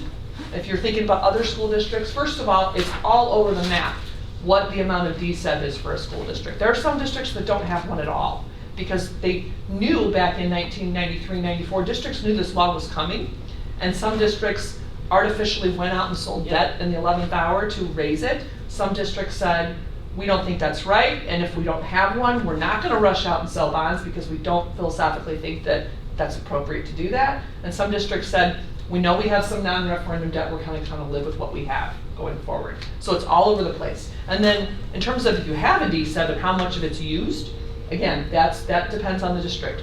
I would say most districts have used some degree of their DSEB at any given time. So they have debt ranging anywhere from a couple of years out to 20 years. You know, what we try to advise our clients, particularly those that are not maybe as strong financially as you are, try not to fully use that DSEB. Don't go out and borrow for 20 years if you can help it, because it's a tool in your toolkit. It's flexibility. So if you have major facility challenges, a boiler goes out or whatever, you have the ability to pay for it, okay? So just to kind of give you a little more perspective on that. So now that we know you have a DSEB, what types of non-referendum bonds on slide 12 can you issue for capital projects specifically? One, it would be called working cash bonds. So districts issue working cash bonds primarily for capital projects. Sometimes they sell them for what we call working capital or operating needs, and the latter is a sign of financial distress, right? But a lot of districts sell working cash bonds for capital projects. Now there's a formula, which I'm going to show you in a minute, another formula that limits the amount of working cash bonds you can sell. And the way it works is you sell working cash bonds, you put the money in your working cash fund, and then as you do projects, you transfer the money to your O&M fund, and then there's a transfer to the capital projects fund because school code says The State Board of Accounts say you have to spend the money out of the capital projects fund, we just have to get it there.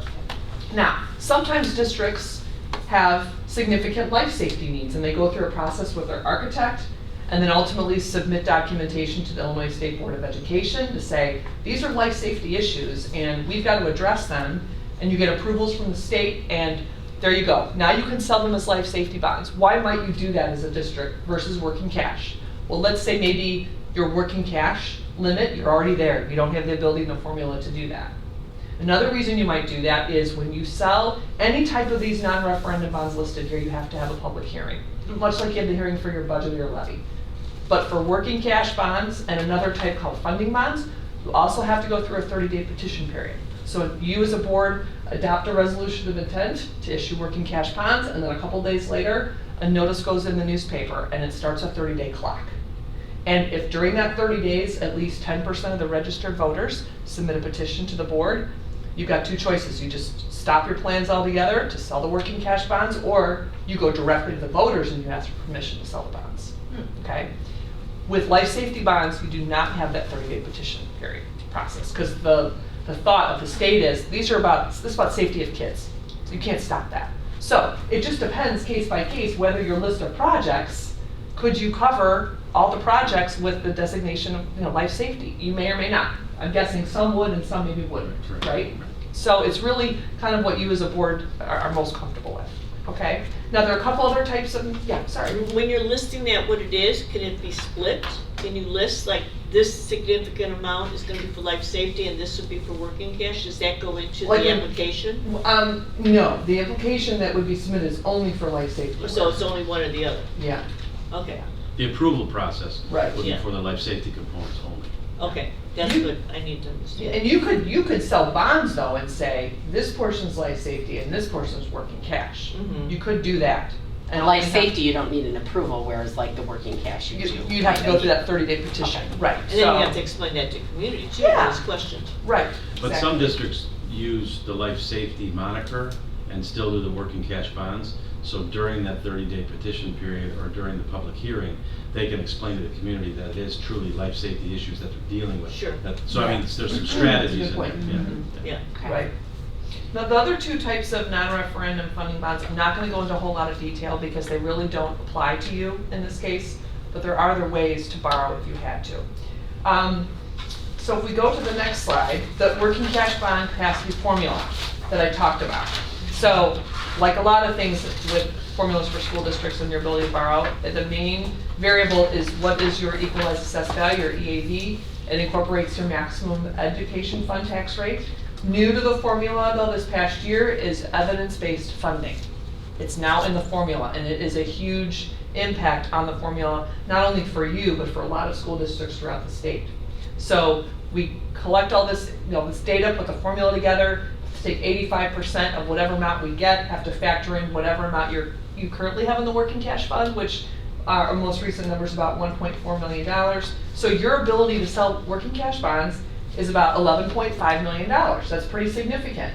And you may think, well, you told me earlier though that my current debt capacity number is only $9 million. So, in theory, you could not borrow $11.5 million of working cash because your debt capacity number is about $9 million right now. The next thing we have to look at is what is your ability within 20 years of a DSED payment of $505,000? What math works out there? What can I get? Is it bigger or less? And you'll see that in a minute. Okay.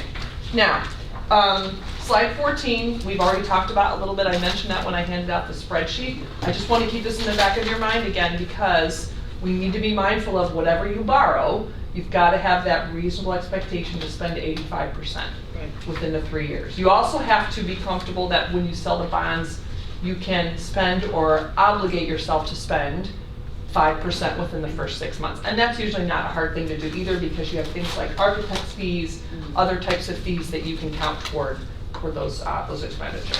Okay, so before I start showing you some financing options, I do want to talk on slide 16 about the interest rate market, which is interesting. I beg your pardon?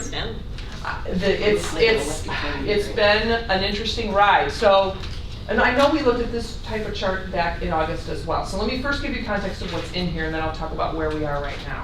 So there's a couple things on this graph. The gray shaded area in the back represents what the Fed has been doing with short-term interest rates. Okay, so this flat spot down here is the Great Recession.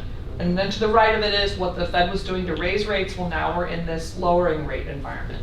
Very clearly we Pushing are. it down again. Yes, right. And there was that emergency drop a couple weeks ago, Right. which they haven't done for a long time. The different colored lines represent points on the yield curve for the Municipal Market Data Index, or the MMD.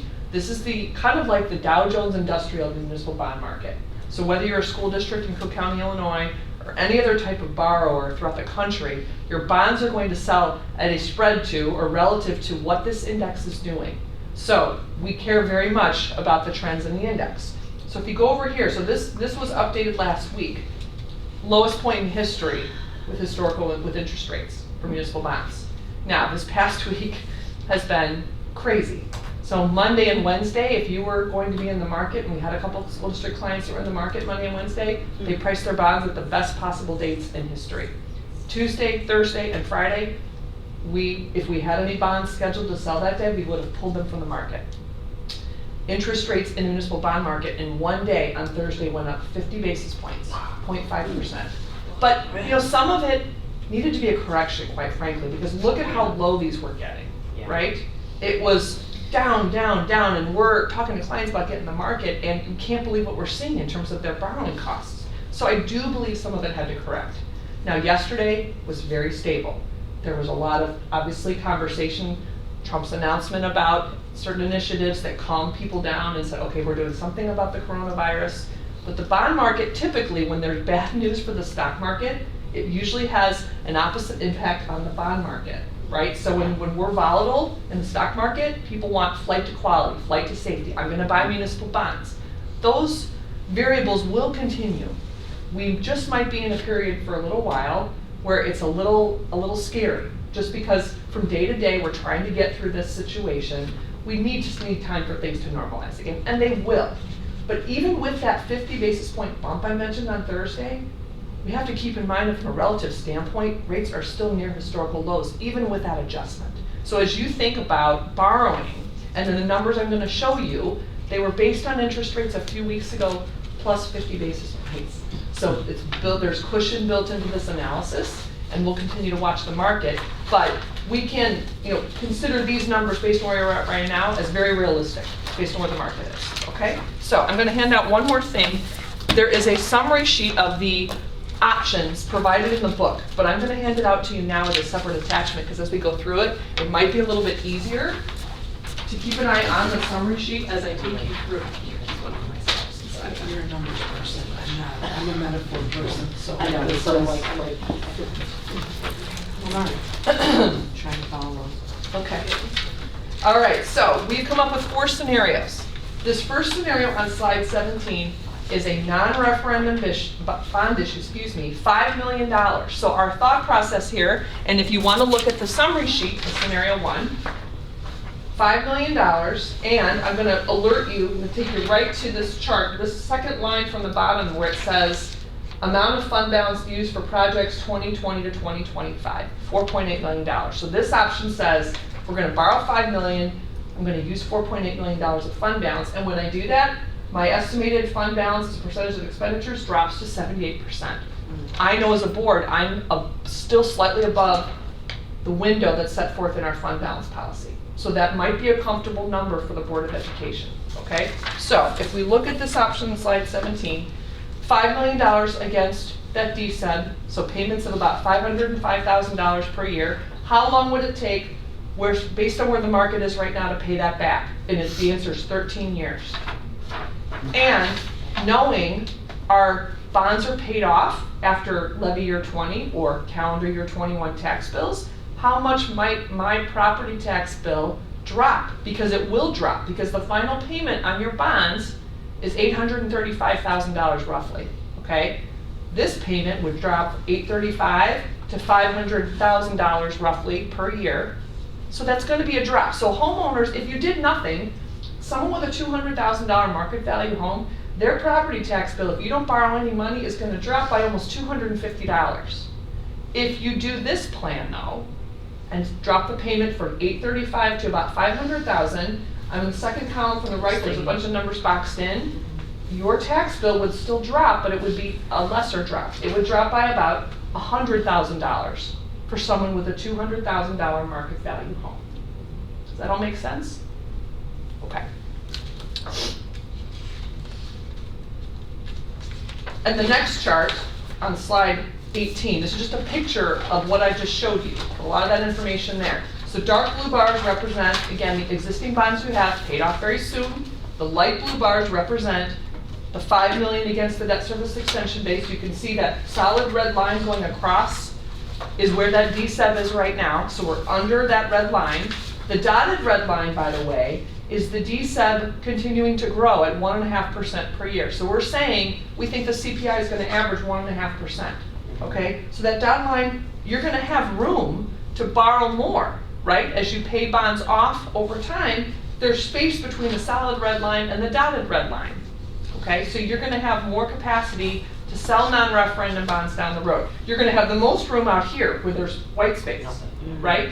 But what I like about this plan is this is like I said, about a 13-year financing.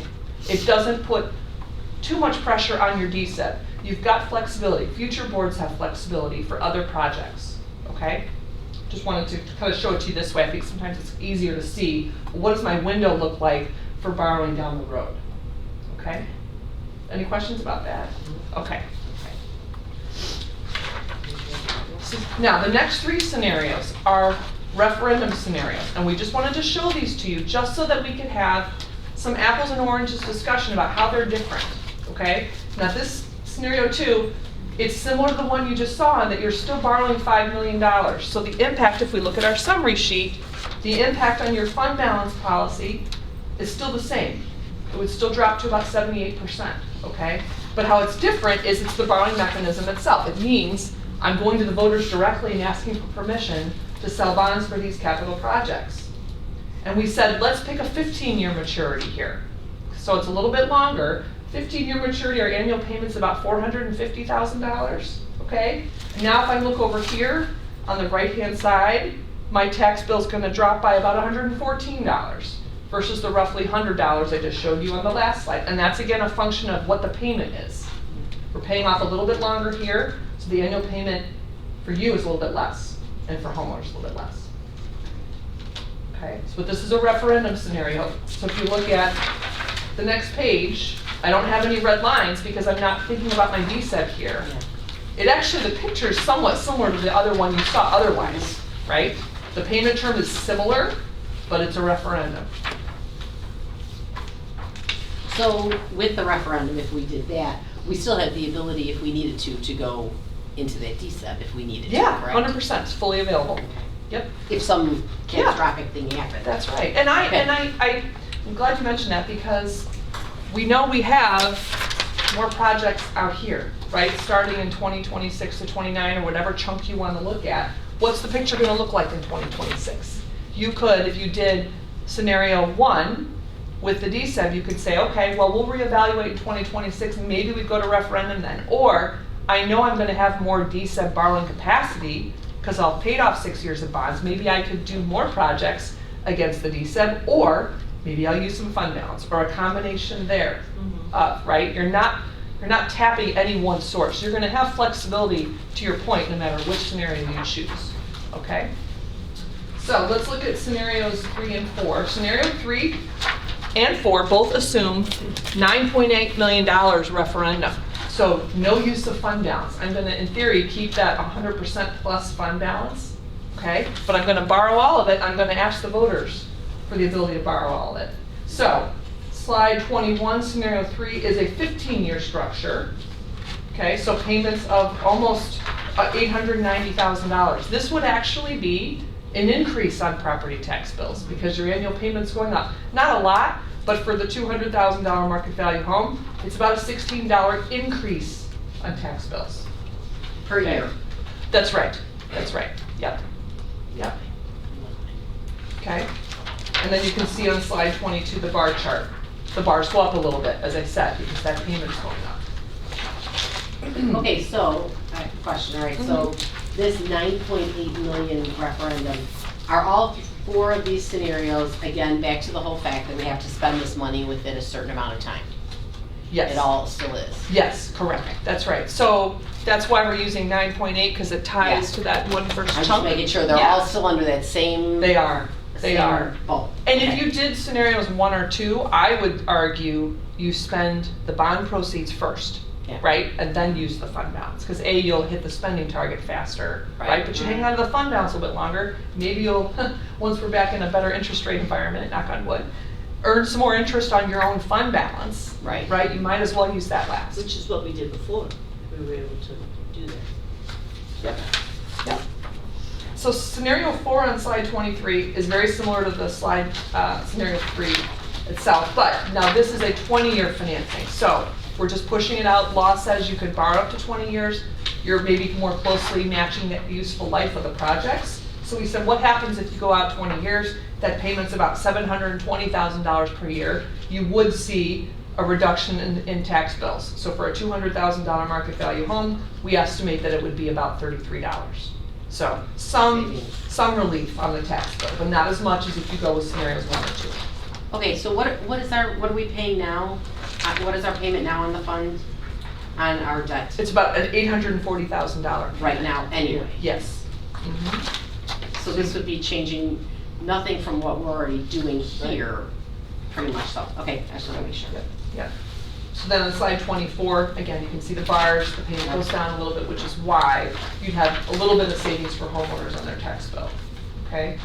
Okay, question for you. Yeah. Between the 15 and the 20, there's a 5-year. So do we, I mean, it's nice to show like a negative amount, you know, on the whole fact that the homeowners are gonna be saving this $33. That 5-year worth of extra payment, you know how we get the debt service and then that extra bump, that extra money that we get, you know what I'm talking about? You know, like whatever they give us extra. The loss and cost. Loss and cost, that's Uh-huh. The 5%? yeah, that 5%. I mean, that 5-year worth of 5%, that's also extra moolah. Do you know what I mean? So In a there are way, it's not that restrictions. much. Yeah, no, but Yeah. that's a good point. So you're restricted in how you can use that Right. loss and cost. Right, You can only use it to pay debt service Right. on bonds. So you could either, if you accumulate a chunk over time and Uh-huh. you've gone through this process, Yeah. you did this. When you reaccumulate, you could say, I've got $1 million sitting in there. You could make a decision, rather than extend as much in property taxes 1 year, maybe I'll abate debt service and use that money that we have built up, we've already collected from taxpayers. Or you can do the clean out process that you Yeah. executed. You have options, but you can Yeah. only use it for debt service. You also accumulate interest in that fund. yeah. And you either have to transfer it out annually to other funds, or you can use it for the same purpose. You can Yeah. lower your debt service tax levy. And that is a good point, because that is probably about $40,000 a year. Yeah, I mean, that's a lot when you think about 5 years, you know, I mean, I take it in my account, that's for sure, you know, I mean, that is a lot of money. Yeah, Right. right. So the summary chart, again, it's in the book and it's separate, but I wanted to just highlight for you, the 4 options are here. And the second line down, estimated TIC. TIC stands for true interest cost. So when we run the numbers and we're incorporating all costs of issuance, that is representative of what we believe your true borrowing cost would be as a district. And so it's footnoted at the bottom that, again, it was rates as of a few weeks ago plus 50 basis points, so that cushion's built in. But look at the rates. So even for the 13-year, for the $5 million in scenario 1, your TIC was a 2.71%. For 13-year money is pretty outstanding, Yeah. right? So even if rates go up another 50 basis points, just so we have some perspective, you're still at 3.2% for 13-year money. Historically, we're still in a great environment. So as you see, if you hear things about bond rates creeping up or going down, I mean, I think we're just going to be in an environment of some volatility for a while. Yeah. But by the time you might be ready to do something, knock on wood, we'll be back to more of a normal interest rate environment. But keep in back your minds, it's still very low. But our homeowners can save $100 a month. Correct, with this scenario, Which I that's think right. is a big deal. Yeah, A year. No, year. Yeah, you said A year. more. a year. I'm sorry. Yes, that's right, that's right. So you, again, to your point, you have to decide what kind of debt structure do you want to provide tax relief, number 1, and number 2, do you want a non-referendum approach or a referendum approach? And do you want to use fund balance? Those are kind of your 3 decision points. What you're comfortable with as a board. I ask a question? I know what I want. I've heard a lot of districts talking about the new funding formula and how, and they're concerned that any amount they retain in their coffers is gonna kind of start counted against them. How does that work? Yes, there has been talk down in Springfield about that. And I mean, there's constantly talk of ways they can nickel and dime any way they can. And that would definitely be one of them, that anything you have saved up, that they're gonna start counting that against your formula. So they're telling you, Spend. you don't want to save, and we talked about this a little on Tuesday night, but at the same time, we're gonna hold this money from you in the future, so you don't know how much you're gonna have. So it's trying to be right in the middle of that with not necessarily having a fund balance over 100% with, hey, we still have to be smart about this and save for when the state does pull the rug out from under us.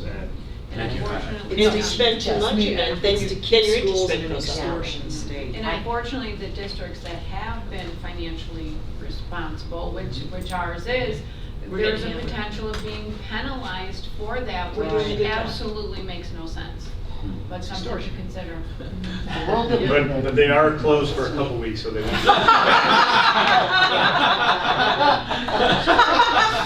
Hurry. That was good. It's not extortion, it's the government. Yeah, exactly. Sorry. Another word for it. And we did talk Tuesday, it is important to watch what Pritzker is talking about with evidence-based funding. Yeah. I mentioned it, but I want to make sure we keep saying it, that when we budget for the following year, we have not budgeted with any increase of evidence-based funding in mind. And that's how we're going to continue to do that, because right now they're saying we will get the money we've gotten before, just the additional money will now be prorated.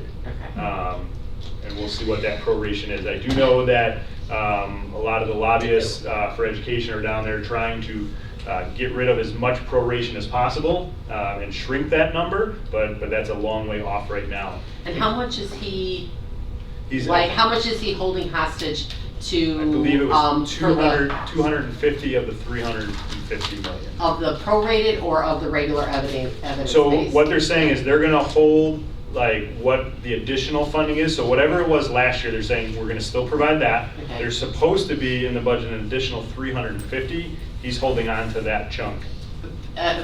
Trying to get them to go to the graduated system? Correct, yes. Okay. And I Kathy, wasn't sure which obviously one. we've grown in our fund balance over the years. Can you give us like a percentage that we've been growing on average, like let's say the last 5 years? Oh, sure.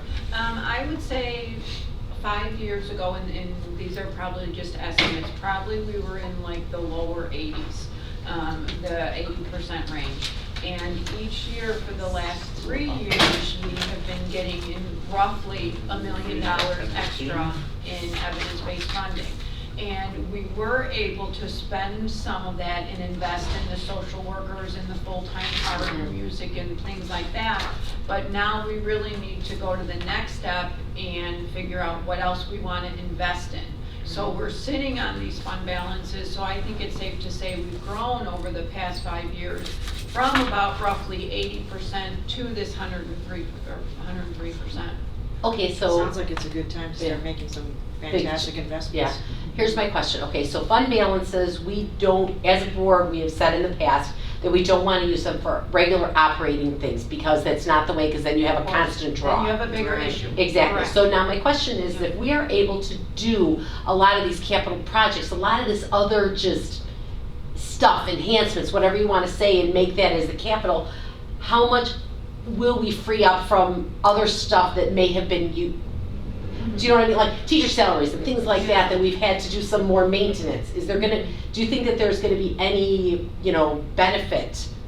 Do you know what I'm saying? That taking some of the stuff that may be going into the regular everyday, they could be gone out of fund balances because it's more of a sort of capital, but we've had to kind of balance the two. By making this separate capital, will it free up more of this? Because that's always what the teachers are asking for. You have huge fund balances, why aren't you getting, no, fund balances are for capital projects, so What are the is there teachers any? asking for?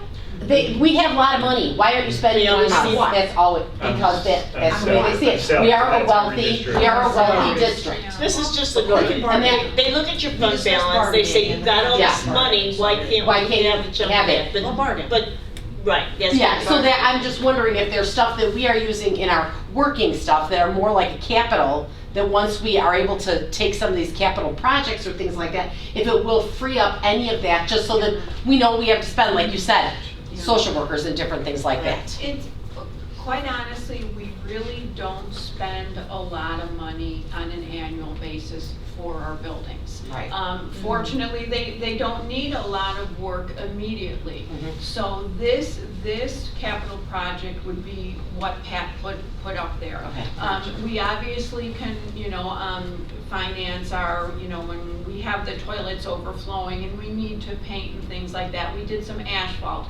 We always budget a couple $100,000 for a contingency just in case. Okay. So I would love to continue to keep that in there for the unknowns because you just never know.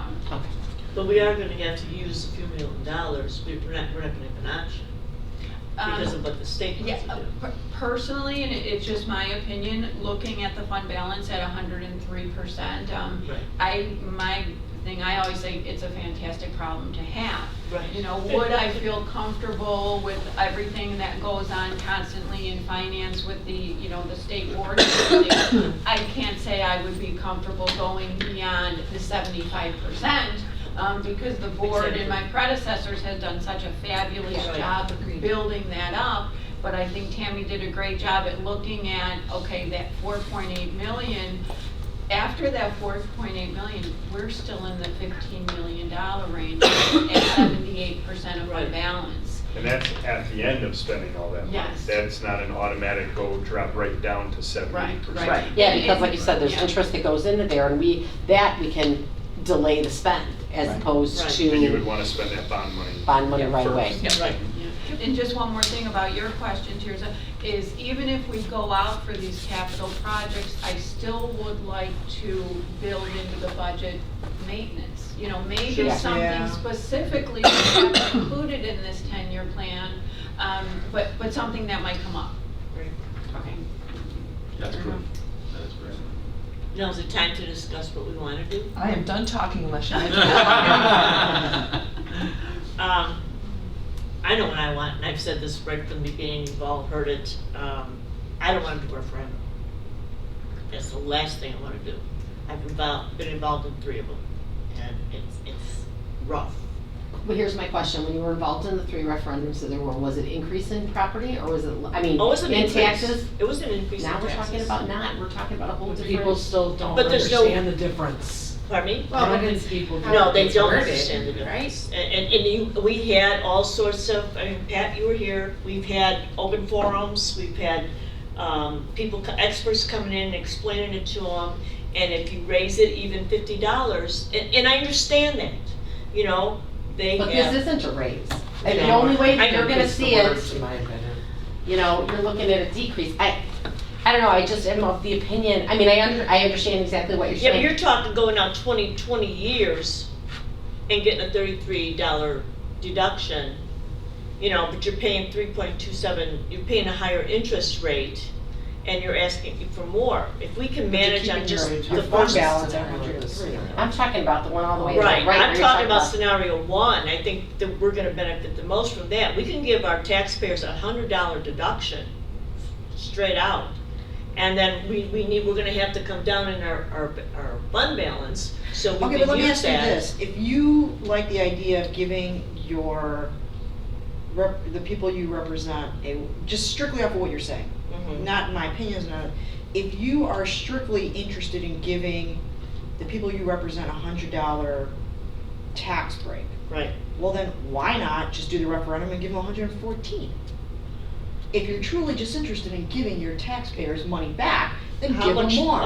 $14, I how much think- does that get them? Well, I guess And my then point you is have this. to And what you Well, have wait, to I do don't to know, get a wait, I've got a referendum point. is Can I unbelievable. finish my point? And there's no guarantee. My point is, you can't be acting out of fear because you don't Well, I'm want to not do acting out of something that's fear. part and parcel of your duty as a official and representative. You can't be afraid of a referendum because you don't want to deal with the stress or the pressure because that's Oh, no, it part- has nothing to do with it.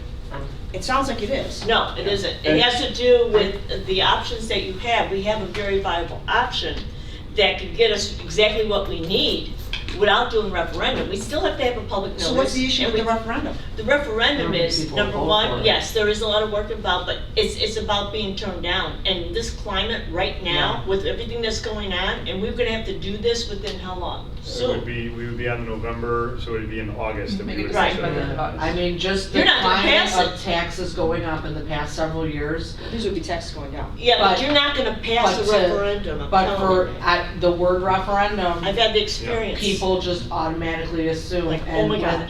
property Oh my God. taxes, like, jumping in the past several years, and unfortunately, the area not jumping, not bringing in, not having viable businesses, all these things, having abandoned houses, I do not think people are going to vote for it, even though it means less, I know what you're saying, but coming onto the board, I wasn't here when you did this last session, I think I had open house night for work, so I met with Adam and Kathy separately, and I didn't even understand that the word referendum did not mean increase in taxes. Well, And I- usually it does, but Yeah, in this but case, when it we were doesn't. talking about it, they were explaining bonds and this and that, and I'm not necessarily a numbers person, but I do consider myself to be an intelligent person. When they said referendum, instantly I automatically It assumed happens. that it No matter meant how much you an explain it. increase in taxes. And And you I get think this- you can educate people as much as you want, but I still think there are people who are not gonna come here and be Yeah. educated and still assume when they see it on, like, to vote, it means an increase in taxes. That's all they see is that work. Plus, we get the same amount of money that we need for these projects without doing the referendum. So why do the referendum if you get the same amount without it? Yeah, and when we look at like all the projects that a company like Studio GC brings in, like of course we want to bring in as much money as we can while keeping our taxpayers in mind. I think if you go to a referendum and it won't take long before it gets out there that you have 103% fund balance, and Yeah. that question would be People are asked, gonna start screaming. why are you not spending that? Why are you asking us for some of this money, or even like not giving some of it back? If we could not get done the projects that we wanted to, I know for sure I would say we need to seriously look at a referendum. But I do think, and I like the word viable that I've heard a couple times, that this is a viable option in scenario one to still keep us above what we consider our policy for fund balances. It still keeps us in a good spot. But we also have some flexibility moving forward if we see the need for more money as our DSAB increases over time. Right, and then you could go back and do it again. And nothing's gonna be hidden from the public, it's all gonna be transparent. Here it is, anybody, they're gonna have that opportunity. And they should have that opportunity to question it. But if we're gonna get the same amount, why do the referendum? One of the comments I'm gonna make though about like this whole thing of like this 100, 150, whatever the hell it is, guess what? Nobody sees it. 90% of the people in this community do not own their home. Their stuff is buried in their escrow. $100 means what? Their escrow, their payment goes down to their thing by $5. They're not gonna see this. That's the other thing, like we talked about tax abatement, when we talked about that.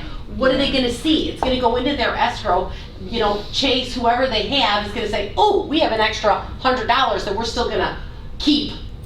They're not gonna see it. They're I really agree, but I not think gonna it's more see a it. trigger word. Yeah. Yeah, The exactly, I know. trigger word, But I'm just saying, taxes as far as going like up. them really seeing it, they're really not Well, gonna see it. that's all about education, know? it's all trigger Yeah. words, taxes going up, it's gonna be plastered all over flyers, And I- taxes going down, it's just trigger words. I And mean, I- none of these numbers make a difference. No. If you save $100 a year, it's 2 pizzas, right? Exactly. If you save $33 a year, it's not even a pizza from, Right. you know, Well, whatever. then But $16 it's all are right. trigger, it's all political trigger words. Yeah. So how do you, all right, so I mean, I guess the question, like you said, it's viable to do those types of things, but the question is. Is there that little faith in the community that you can't pass a referendum? That's my whole thought of, and And we've talked about doing that, those about that. classrooms, having that thing there. I mean, that's a big thing to say to people, like, look, this is what we are going to do. These are the prototypes of the classrooms that we're gonna spend this money on. We're going to make these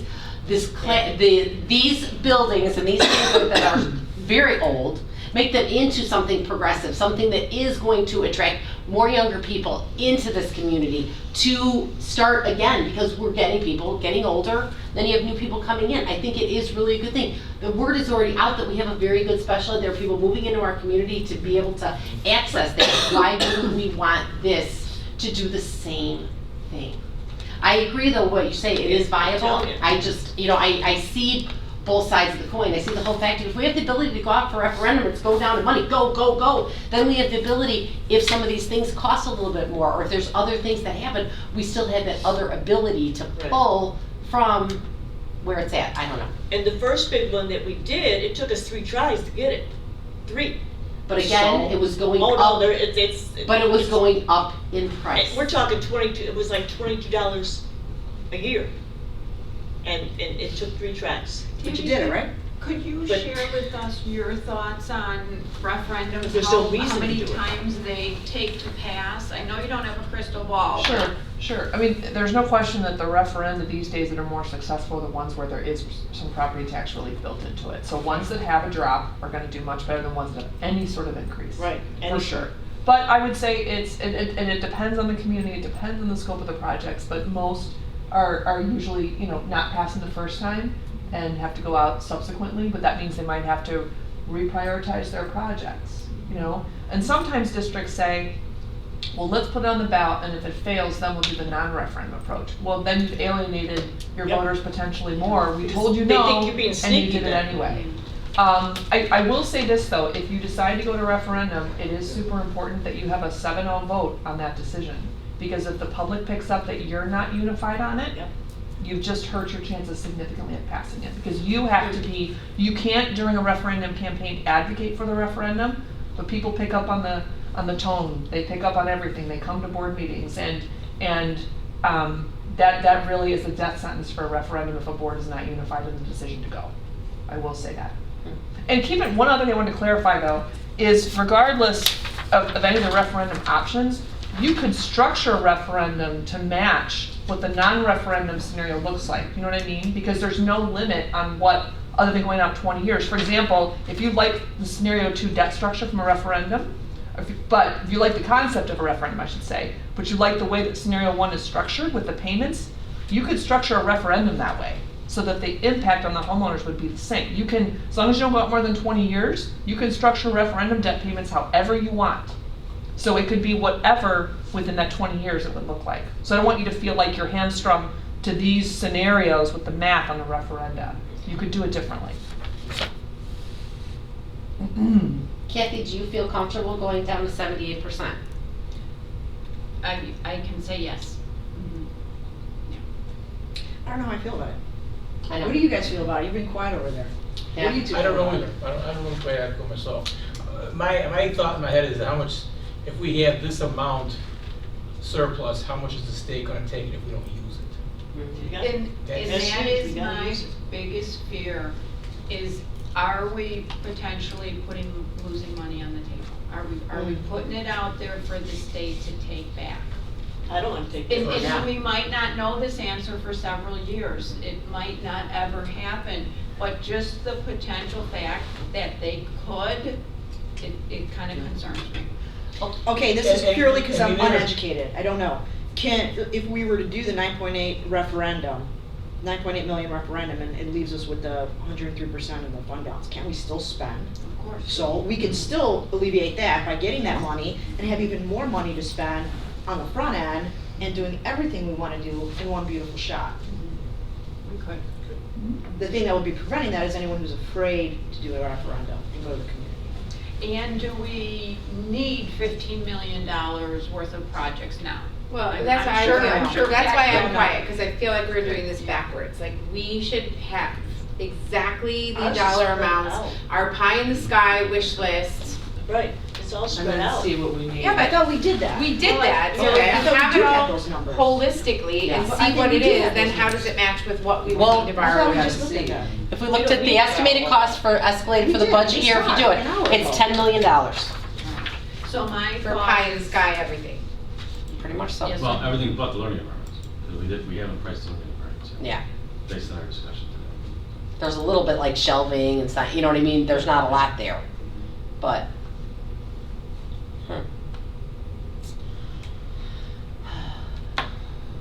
And I also, the other thing that also concerns me is, you know, the way people in general think, okay? So you have all this money, we have always been very, very frugal, we've always been very good about going within our thing, and then if you've got pie in the sky, will we not make the best decisions and not evaluated as much because the money isn't the issue as much as it has been. Oh, Do you know what I mean? I Like, disagree with that. I would wanna I make don't think sure so. that we keep everything under, you know, a really good, Same way like, we've always hey. approached it. Yeah, exactly, cause you know, it just, that concerns me too. I don't know. Where did the 9.8 number come from? Did it come from our pie in the sky estimate, or was it just a From random our- number? It was- our- I'm sorry. On our lawn sheet? Yeah, Like, Over how time. much Over were time. available For over, okay. 2025. So like that number we could play with, it's malleable as well. So if we didn't want, like we liked the 15 and not the 20, but we didn't like that there was still an increase in cost, we can lower it. Like 9.8 was the maximum amount that we could borrow against, And right? see where we're So at. we could make it like 8.5 and those numbers would then change, where we could still be at a 0.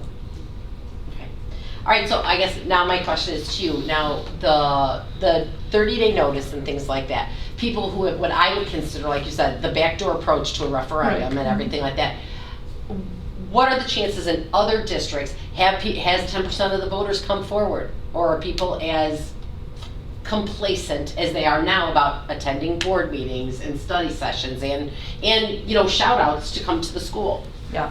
Do you know what I mean? Yeah, I totally do, and I've been doing this for a very, very long time, almost, over 20 years, and I can count on 3 fingers the number of times it's been petitioned successfully.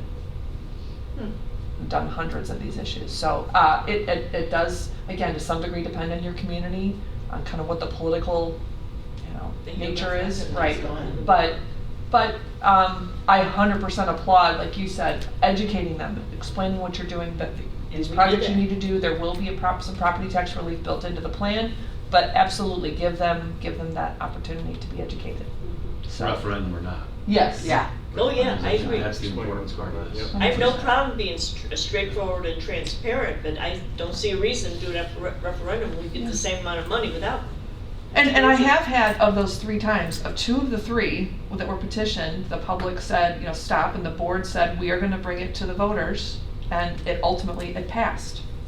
Because the voters just wanted the chance to say yes or no directly, and it passed. But, that's something you should also think about if you did get petitioned. Would you go to the voters, or would you say, forget it, we're not gonna do anything?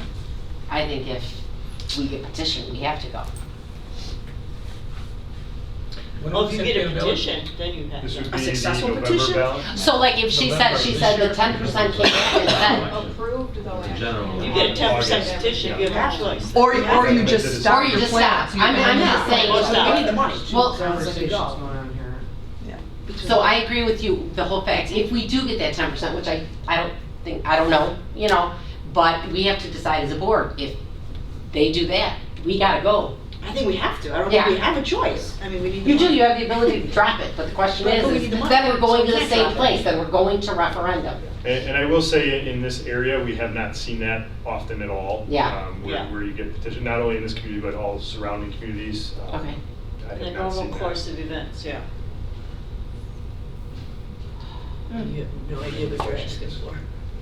Well, Why, that's are the we thing, then two? what are we asking for? Are we 2 years old? We don't You have no I wanna idea. do what's best for the school and for the community, obviously. Right. And so again, like coming through the door, the word referendum, before I was on the board and just starting, I didn't understand it. So then, if we go to the scenario that is either if we're gonna go to the scenario of referendum, we might as well do scenario 4. I mean, and then just spend the money fiscally responsibly, but spend the money into the rooms. However, my question is then, what is the next step? How do we educate the community? Because at a certain point, we don't talk about, I'm curious, how do we get it out there? How do they know that it's not, actually you're getting $33 back as opposed to, You go on a roadshow. Yeah, there's two. Yeah. They have to show what they're getting for it.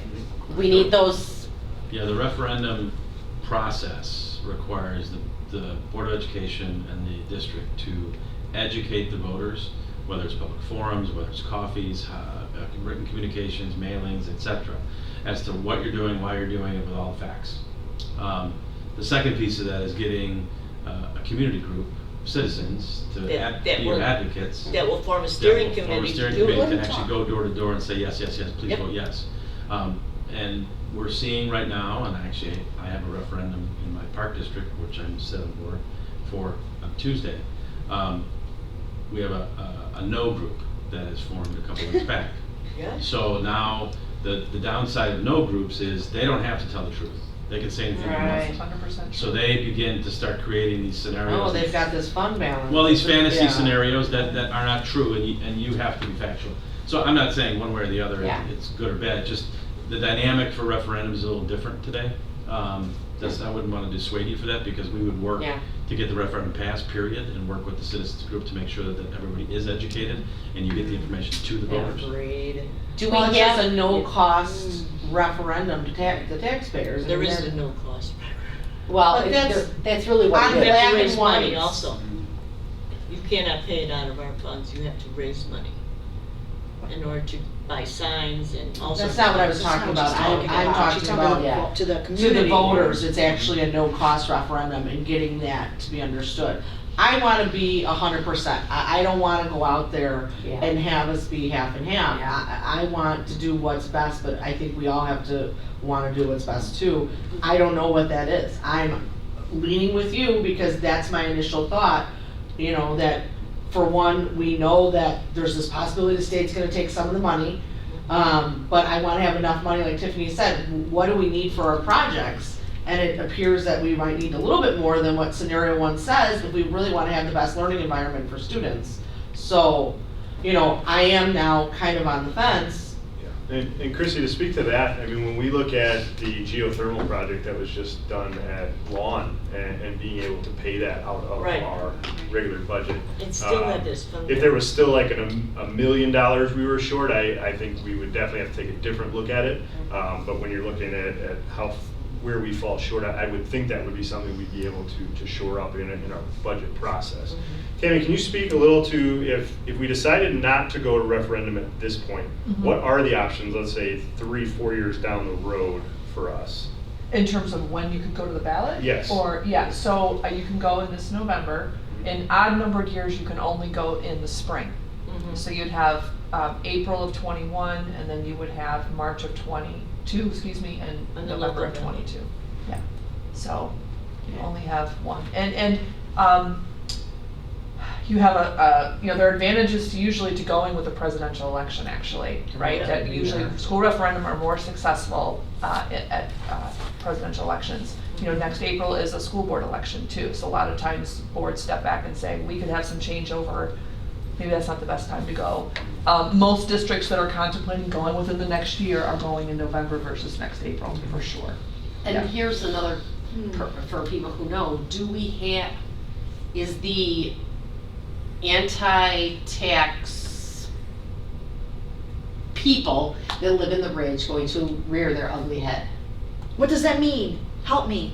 People who would make a People- group, as he said. A no group. that Do we would have, come we have up people and- in the yeah. Ridge who have been known for butting the board for no good reason than just to butt board. And are those people still out there that are willing to go against this 10% or against this referendum? Well, I will tell you this. I saw something on Facebook yesterday where someone was saying, "Oh, is our school going to close?" Like a really polite comment. And someone said a snotty And thing, someone said yes. really crappy. "Oh, our school district sucks anyway." It was so Well, random. and they said the and school would so- never close. It was yeah. just a really random, just. Yeah. So I think, especially in this day and age, as soon as someone has an opinion, you're going to get 20 people who are just going to say no for the sake of saying no, whether it be on social media and they then It's not even that. people who are It's coming the in. We one didn't have that's been social media poured. back then. There, Maybe. yeah. These were two young people, okay, that I saw the exact same. I know, conversation. I'm telling you that They what want I people have who- seen. I think there will be pushback. I think that's my short answer. I think in this day and age, But is there will money always be behind that pushback. pushback that's gonna make it I up? don't think you need money in this day and age. No, I don't I'm think you do. saying, I don't think you do. okay, Yeah. nobody's understanding. Well, this. and I Nancy think- knows what I'm Yeah. saying. I think it's important to make sure that as we have this conversation moving forward, that we do balance the realities of the community and what people are looking for with what we need here in the school. And I think, to me, that's the biggest question. What do we need? And are we able to get that without going to referendum, or do we have to go that route? Yes? I have a question. Based on your experience, do you think it would be harder, you're like, I don't know, I'm a political science, whatever. Do you think it would be harder to pass a referendum when we already have a sufficient or a nice balance, a fund balance? Are they gonna Absolutely. say, Yep. why are you even doing anything? Do you think that might have an effect, just so mentally I can Yes. start balancing? There's Short no answer is yes. money. I think even if I you didn't ask you. decided, You keep even if cutting you off decided to people. go to referendum, you would be smart Well, then, to. you know what, I'll just ask you, Nancy, like, what do you think, Nancy? I'll just Let's ask you. let Elaine Tammy Scott. talk. I think no matter what you do, whether it's non-referendum or referendum, it'd be very wise to consider having skin in the game. Right, so even if the $9.8 million is what you want to fund, I would still consider strongly funding some of this with fund balance. Okay. I hear you. So in overall, this is what we want to have done, this is what it's going to cost, this is what we're going to pay from our fund balances, this is what we are looking to go to referendum for. Right. It is going to cost you taxpayers 0 increase in what you're already paying. Right. Yeah. And you're gonna need to Seems be, simple. I think, either way, especially if you go the referendum route, people are gonna say, well, even if it is a reduction of $100 in the tax bill, whatever it is, it would have been $250 if you'd done nothing. Yeah, I think you need to be very forthcoming about that and say, we're not raising the amount you're paying annually, we're lowering the amount you're paying annually, but you are gonna pay taxes for a longer term than you otherwise would have. I think that's very important, because that is, if there is an opposition group, They're they gonna will jump discover on that very information and quickly. get it out. And they will, I 100% agree with Pat, the hardest thing with social media and referenda that we didn't deal with 10 or 15 years ago Right. is the misinformation and the fear mongering. And the more And they are people not held accountable repost, to it. yeah, and they You repost. are, as a board, and the pro-referendum committee is held accountable, but the anti-groups are not. So And that's my- the hardest thing. The to strongest do. supporter that I have for my referendum on Tuesday, I asked her to do a video endorsement because I had 4 or 5 people do it. She sent me the sweetest email the other day and said, I can't do it because when I look on social media how mean everyone Yes. is, I can't take that. So here is a supporter who wants to be quiet to people who she Are believes- bullies. Are bullies. And so it's kind of like suppression of the support you're trying to garner. So I mean, the dynamic is just different. And It's I'm just so not sucky because dissuading one way we or the talk other. about non-bullying, Yeah. about how we want none of our kids to be bullied. Nobody should be bullied, and yet we as adults, we are the worst bulliers when there's no face attached There's to no it. such thing as a real world. We're all. Okay. You know what I mean? But you know what I'm saying? It's just, we want these kids to be, and then they're gonna walk out and be bullied everywhere. I think that's why I'm saying, though, I don't think we can not make a decision because of fear of that, though. Yeah, I agree. I mean, I think we have to just make the decision and then just roll with Well, it. I think we have But to we see also what need a Tiffany chance said, of look at what we success actually need. to really Yeah. consider Yeah. our options. I mean, the viability of whatever choice we do is obviously critical because ultimately we still need money. I think I really was not looking at going to fund balances, but I think you're right, saying that we have skin in the game. Even if we went for the other one, to say we do have skin in the game, we're willing to give up this, we're asking you guys to just basically stay the taxes that you have, but you're gonna go down by X amount of dollars, Yes, it would have gone down by $200, but what would that have done for You you? don't say. Our schools would be falling apart if we only put this in.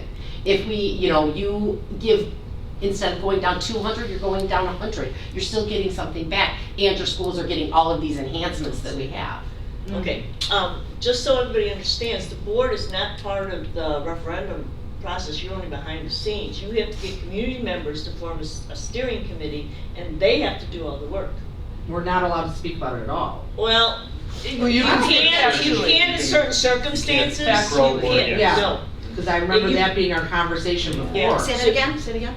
You can't, once we decide that we go to referendum, you cannot be for or against it. You just speak, these are the facts, this is what will happen to your tax bill, this is what we will use with the money. You can't say we want it or we don't want it. As a board, but as Yes. an individual taxpaying As a parent, person, yeah, or as a we parent. certainly can have an opinion. Well, that you gotta be really careful. I just don't know the difference. I do think, to your point, you need That's to ask tough. the question, do we have a That's tough, groundswell of I'm leaders sorry. within, the parent leaders, or whoever it might be, if it's No, PTO reps or there's whoever, that will people I step can up and think say, of. I'm willing Yeah, to work to pass this referendum. I mean, Yeah. that can be all over the place. Yeah.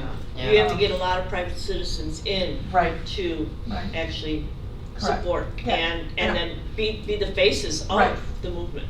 And I'll tell you my concern with that too, though, is like the few community members I know that are very vocal, they've expressed in the past being harassed for having opinions.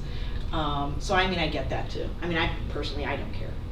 Yeah. But if we can't talk proactively, it makes things a little bit difficult. Mhm. You know what I mean? I could care less if someone says something. Well, you would invite, like, come to the forum, you know, I mean, you would have multiple forums about different topics, you know, and you'd have to do it over and over and You know, over, I and you have to just- hit my certain biggest thing- groups. yeah. But it would be fact-based, not opinion, and that would be really crucial. Well, yeah, for- but it's like, The thing that gets me about a lot of it and why I, in some ways, worry about the referendum is just the whole fact that we have, even though people say that they care about it, there is such apathy in our world in general, not just Chicago Ridge. Right. People don't come to the board meetings. They don't go, the first time we had the strategic plan, we had a ton of people there. Everybody is on board for the first thing, but they're not there for the work. So what's gonna happen? Are we gonna get people who are willing to like say, yes, we're gonna help with the referendum? Are you pro-referendum or anti? Because you started this conversation. Well, I'm pro. saying the whole I thing, think yes, we I just am. I'm consider saying the it. whole Yeah, thing, alright. how are you going, our whole thing is if I am pro-referendum and I would like to get this information out to the community, it doesn't matter how many coffees you have or stuff. Yeah. The same 25 people are gonna show up. And if those 25 people aren't willing to get on their bikes and ride the community over and over and over and over again, it's gonna fail. And that's the thing, is the apathy that That's people what I- have. We don't have people who come and vote sometimes. We, Okay. you know what I mean? So how do I we have get another people to not percentage be of people that apathetic? vote is very low. I have another question. 30% vote. Statistically speaking, how many people, if it is a presidential election, how many people, obviously people are gonna be out and vote. Yeah. Far more than the next one. Yeah. How many people generally will punch yes and punch no whether they know or not? I then think your thing is they're gonna see the word referendum and be like, oh no. Yeah. Yeah. And they That's don't what I have a believe. clue, but they might just punch no. That's- And we're gonna yeah. have hordes of people That's out what my voting. initial conversation. I Versus would- maybe an April vote where people that are just out because they actually wanna be versus feeling compelled to be. I'd like to defer to would be Pat more on that one too. successful. He has done a lot of Oh, research what on is on that? The uneducated voter is your worst enemy, Correct. because they always vote no. They always vote just Yep. no. I don't know, Nobody, so I'll nobody just say walks into the no. ballot booth one day and says, oh, somebody wants to raise my taxes, and votes yes. Yeah. But that's- how about people that go out to vote during elections where it's truly people that are coming out that just basically have an interest in voting? Do you know what I mean? I know what you're Because saying. a presidential election is gonna bring the masses out, especially this one. Well, Yeah, the but- ballot here's what the ballot question says. Tell me. Shall Chicago Red School District 127.5 borrow $5 million for a list of projects? That's all it says. There's no reference to No. property tax rate reduction, any of that. No explanation. So that's why the education piece is so important, both from Yeah. your point of view and the steering committee, because yes, if people don't know, all they'll see is $5 million. That's gonna raise my taxes? No. Okay, so my next question is, how critical is it that we get this money approved quickly versus 2021? In terms of getting the If we were to projects go to in, referendum or versus Referendum, we- failing, moving going forward. again, failing. from a project standpoint, I have to defer to. Yeah, these I guys, mean, but- based on what we see right now, 2023 is when your real big ticket. We need the items big go. pull. And that's not to We say need you can't pay for them sooner and get a greater buying power by not having 3 years of escalation. So again, we haven't, based on our priorities today, kind of retooled this a little bit. But yes, generally speaking, if you wanted to wait till 2021, you could certainly do that. The projects are not so onerous or looming that you have to do something this year. Okay. But I think what we wanted to do though was avoid when the bonds fall off, Right. avoid taxpayers going down and all of a sudden say, hey, they're gonna go I up. hear Nobody you. wants that Because then that surprise. would even go I with don't a know, I larger just don't know how I increase feel than about it it. actually I is. just don't know how I feel about it. You know, I do, I feel like, I mean, if we could go out and be vocal like ourselves, Yeah. I'd be far more confident. Yeah. Like, I have got no issue with Yeah. that, but if we can't actively go do now something. okay, so based on, with going out for referendum, we would have to be in August, all that other type of stuff, whiz. This other piece, scenario 1, Mhm. what is the turnaround Good on that question. piece? From the time, if you as a board said, go, we want to sell non-referendum bonds to having money, it's about 90 days. It's nice. And with Would you be interest- ready to roll? We'd need a little longer than 90 days, but we'd be pretty close. Okay. With What is interest that? rate, I'm sorry, go ahead. What is our timeline, guys? Have we Does sat it? down, and put a timeline date?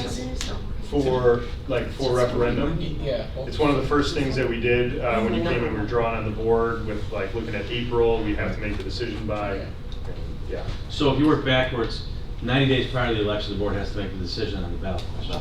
Right. So basically, that means that you need to start your education campaign before the board pulls the Right. trigger. Like now. So you gotta start talking to the Talk to community, people, I believe. that you're, you're thinking about this, here's the issues, here's the challenge we're facing, here's why we're looking at these different options and strategies, so that it doesn't look like you just automatically put a ref on the ballot and, you're off to the races, because that 90-day window never changes. So the education of the community in 90 days, with everything else that's going on, including detractors, is really hard enough. Yeah.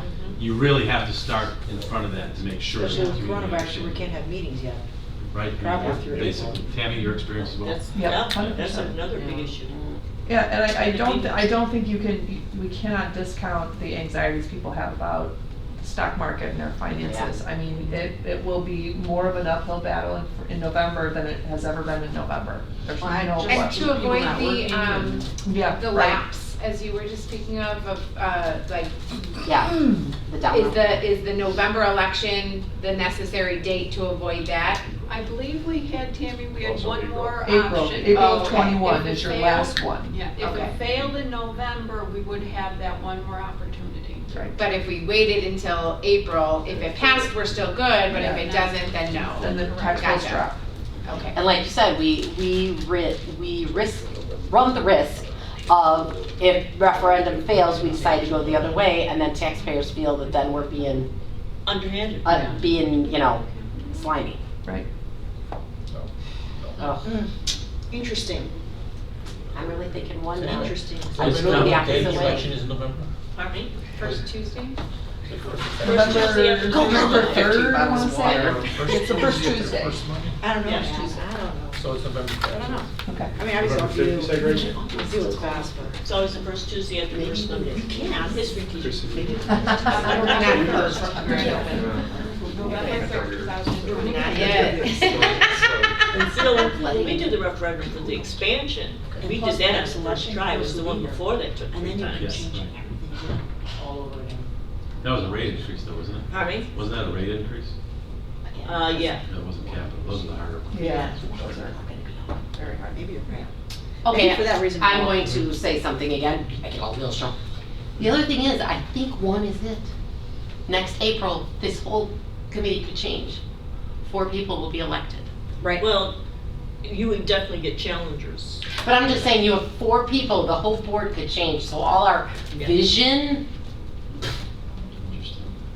could be gone next April. All our school, classrooms. I'm just saying, curriculums. that's a real, because Christy and I were appointed for 2 years, which means that we go up with the other 3 people. Who else is up? 1, 2, I'm gonna, 1, 2, and Mary. 1, 2, 3. So 5 out of your 7 board members could be challenged and or replaced in a year. yeah, Tiffany, Yeah, I'd be and the if only we don't one start left. projects, the projects might start back from the beginning, new people doing whatever. That's like, Yeah, but I think That's- history shows as new board members come on, I mean, they're Rogue. not blind to what's going on. They know what's going on. true. Yeah, that's true. And I think the too. learning curve, be those stiff, I think they come on board pretty Yeah. quick. But I'm Yeah, just that's giving true, that as a too. thing, because you know what, but if you have like a plan that you go, you don't know how other people, depending on where it comes from, is possibility. Let's say you put it on the referendum come November, it doesn't pass, then you have this group that forms and tries to change other things too. Mhm.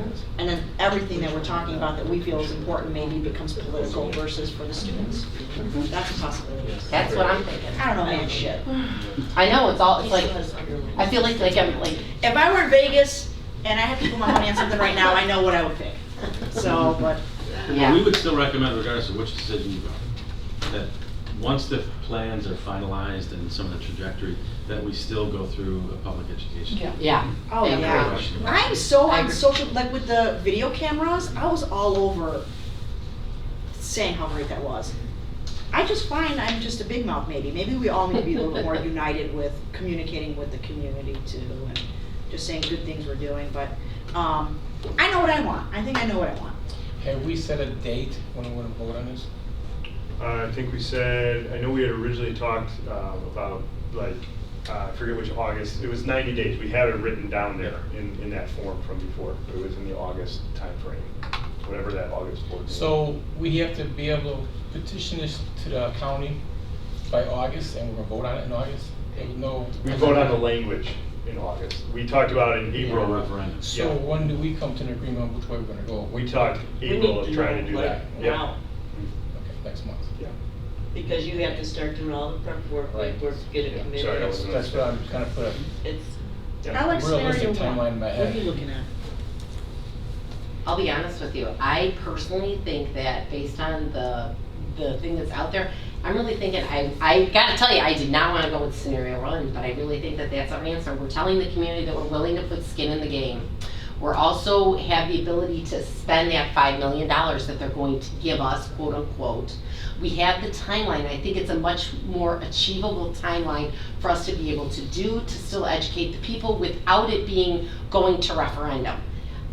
The other thing is that then we have that ability of what we have that we're putting out there. It might not necessarily have to go out immediately. So there is that interest that goes, there's those pieces that come. There's also the money that comes in from debt service, that extra money. There's a little bit more play there without going to referendum. But I think that if we choose scenario one, we all have to be united that if we get the pushback from the community, we do go for referendum. That would be my only reason that I would go there, is if they say no, we need to go to the voters and let the voters choose. And in that That would be scenario, me. I'm just gonna play this out for you, depending on your timing. So if you started this process now, let's say, or next Okay. month, okay? You would have to, the timing would work well, because Okay. you'd be through the process on the petition period in ample time to go in November. You know what I'm saying? Okay. If you wait to start the 30-day in August, that's too late. You can't Okay. hit the November it's a ballot. 6-month. So like, yeah, so at you, least. we could start that process at any time and just see, do you get through it? Doesn't mean you have to sell the bonds right away, because once you Okay. get through that 30-day petition process, the authority is good for 3 years to sell those non-referendum bonds. So we could start that whenever you want, see if we get through it. If we don't, but you'd really have to start it comfortably, I'd say by June, to make sure we hit the deadlines to go to November. And I would say one sooner earlier. Pat, What's like your you said, thoughts? the one piece I think we're still missing is like the cost of some learning environment options. Yeah. Like, so when we talk about a prototype for a classroom, if maybe we can have some of that information for April, just to get an idea, like a general idea. Do you, and I realize with closing the school, it makes us a little more challenging to have this conversation, but did you have any PLC or any PD? Adam's days? got What is lots of free time PLC? now. Yeah, we're not Well, I launching want to this. get some teachers We're not involved. I mean, launching you know, this. honestly, we could certainly, this would be kind of fun, actually. We could do a video design charrette. You know, we could actually have teachers still sitting at home, and we could get their input. I mean, we could do this while we have some time off. You know, I think that's great. so the answer is yes, and we'll schedule that to make sure that happens. Because if we have to get the teachers involved, because their input is critical to success of what you're gonna invest in, right? So that's the piece we wanna make sure we don't miss. Yeah. You know, and even in light of school closing. It's like spending a lot of money on a pair of shoes your kid's never gonna wear. You liked them, but they. Yeah, exactly, yeah. Because what I really. I had my son, that's what I used to say, he goes, they're okay. I'm like, will you ever wear them again? Not really. I'll put it back on the shelf, I don't Because care. what I really want to see is if we go with scenario one, and I think we can based on this, but is that going to tie our hands being able to do more of some of the Sure. learning environment things? So if we can have some numbers tied to that, I think we can make a well-educated decision in April. And with the prioritization, is there some manipulation of this, again, looking at it over time, that we can do to fit that stuff in, that the board's comfortable? And is the $5 million kind of a cap for the working cash bonds? Is that the idea there? Well, it tied to using 4.8 million of fund balance and getting to a point where you're still slightly above your fund balance policy. That was kind of how we backed into the number. And it doesn't, you use your DSEP for 13 years, which I think is a very comfortable spot. You're not going out 15 or 20 and tying your hands, future board's hands, and using that DSEP, giving yourself other flexibility down the road. How long was the last time we took this? The last time we did this DSEP or whatever? Oh That my was back goodness. It was 20 years ago. Yeah, it was, Was it I'd have to go 20 back years? and look. I mean, it's Okay. not been So in the debt recent that history. the debt that we're finishing paying off now was the referendum, Oh, correct? And that was when? From the expansion. Yeah, from the expansion. When was that? 2011 issue. Was it 2011? Mhm. Okay, yeah. If Pat goes back and adds in some Well, then learning put it back environments, 20 years. and let's just say $1 million, just for sake of conversation, could we in theory make our 5 million working cash bond 6 million? Or would Yeah, we be you could do over? more, you can do I mean, more. obviously, that's gonna impact Right. homeowners and Yeah. things like that, but that is an option. Yes, Okay, rather than eliminating from our 9.8 million, theoretically, we could add to our 9.8 Yeah. million. yeah, Just, yeah. I mean, I can give you an idea of the max that you could borrow. I was just gonna say, like, we're looking at that first scenario.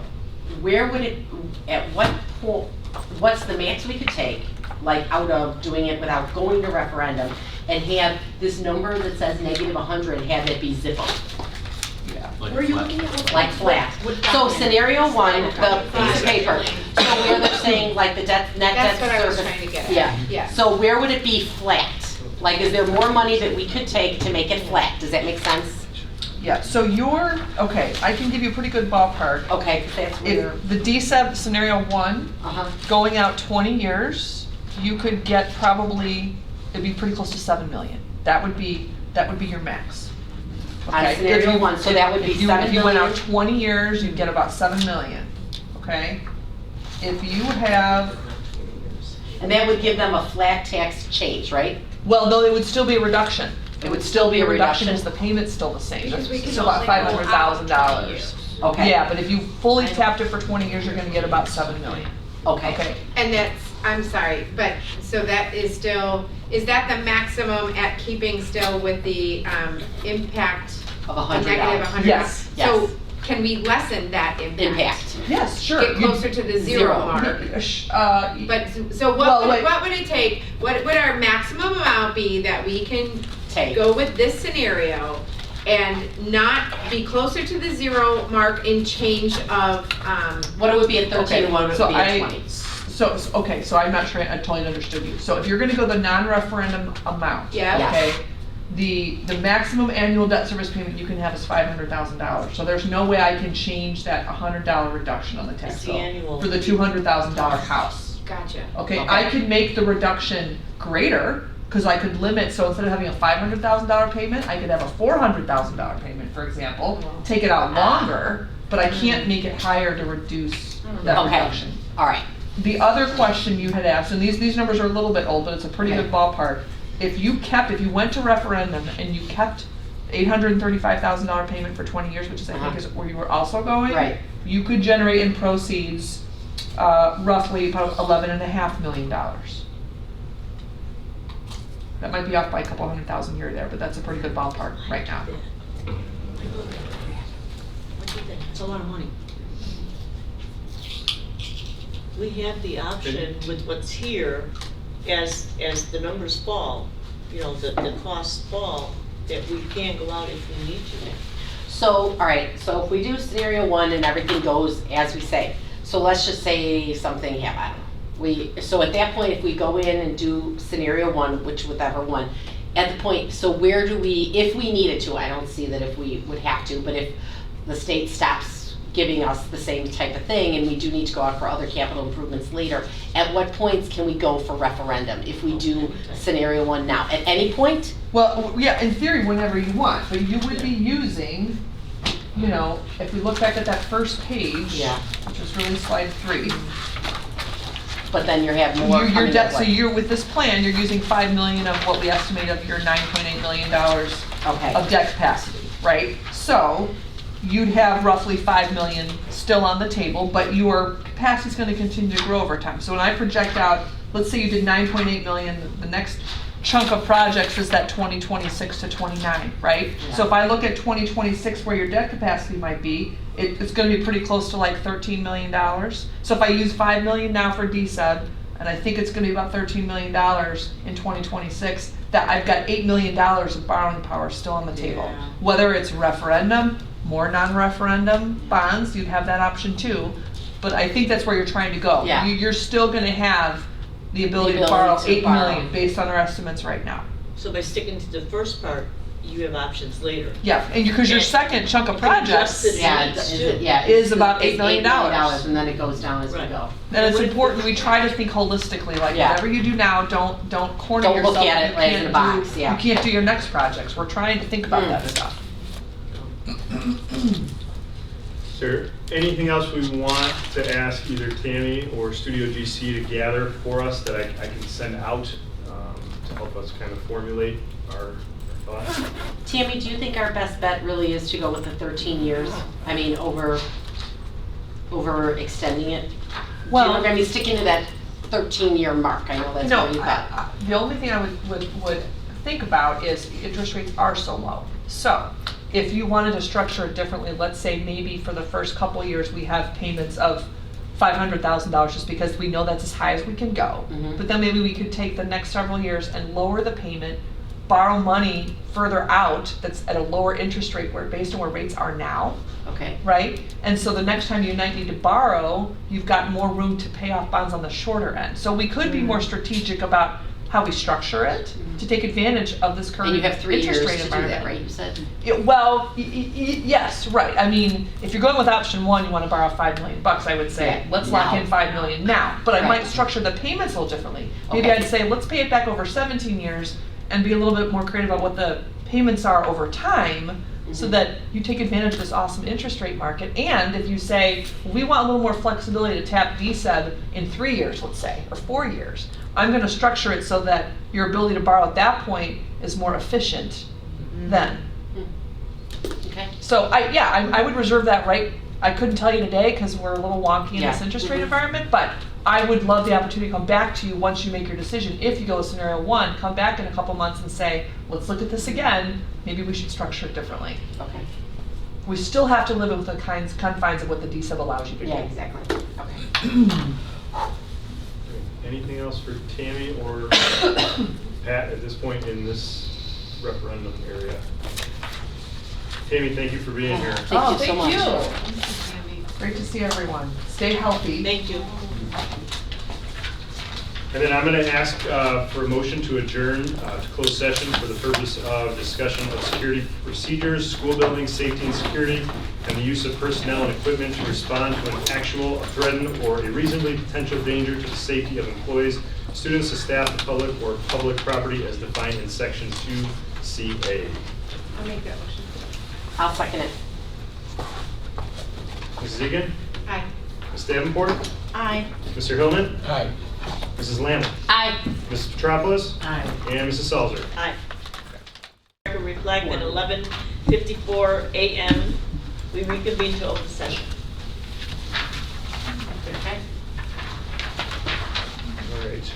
We don't have anything. No, we have. We have to, Okay, so we have just some things to vote on based on the presentations that we just saw. Can we have potential board action to authorize Studio GC to prepare drawings for main entry security at all buildings? I'll make the motion. I'll second the motion. Correct? are we including the sequencing in that? That'll include Yeah. sequencing? Okay. Yes. So indoor, outdoor. Yeah. Ms. Davenport? Aye. Mr. Hillman? Aye. Mrs. Lammel? Aye. Mrs. Petropoulos? Aye. Mrs. Salzer? Aye. And Mrs. Egan? Aye. Can we have a motion for potential board action to authorize Studio GC to release drawings for main entry security at all buildings for public bid? I'll make the motion. I'll second it. Mr. Hillman? Aye. Mrs. Lammel? Aye. Mrs. Petropoulos? Aye. Mrs. Salzer? Aye. Mrs. Egan? Aye. And Ms. Davenport? Aye. Potential board action to authorize Studio GC to prepare drawings for Finley Junior High toilet room upgrades. I'll make a motion. I'll second. And do it. Yeah. No, I think that's 7. Mrs. Lammel? Aye. Mrs. Petropoulos? Aye. Mrs. Salzer? Aye. Mrs. Egan? Aye. Ms. Davenport? Aye. And Mr. Hillman? Aye. 7.4, potential board action to authorize Studio GC to release drawings for Finley Junior High toilet room upgrades for public bid. And possible, do it during the next 2 weeks if possible? Do we have to put that It's in there? gonna or go no? bid. Bid or proposal, let's Okay. modify. Upgrades for bid or proposal. I'll make the motion. Okay. Do we have a second? I'll second the motion. Mrs. Lammel? Aye. Mrs. Petropoulos? Aye. Mrs. Salzer? Aye. Mrs. Egan? Aye. Ms. Davenport? Aye. And Mr. Hillman? Aye. And then 7.5, potential board action to adopt e-learning program in lieu of the district's scheduled emergency days. You have at your place what was officially approved last night at 9:52 p.m. when I received the email from Vanessa Kinder. I received other emails at 1 o'clock in the morning. So I've been really impressed at how our ISC 4 has been handling this situation. We would never have said that 15 years ago when it was under other management. So the big changes in here when we had the original one sent back, which almost everyone had it sent back for little tweaks, was they wanted to know when we talked with the union, when the training was going to be for the teachers. So we were able to enter that in. And the other big thing was to make sure that those who do not have access to electronic Wi-Fi, that they will have packets provided.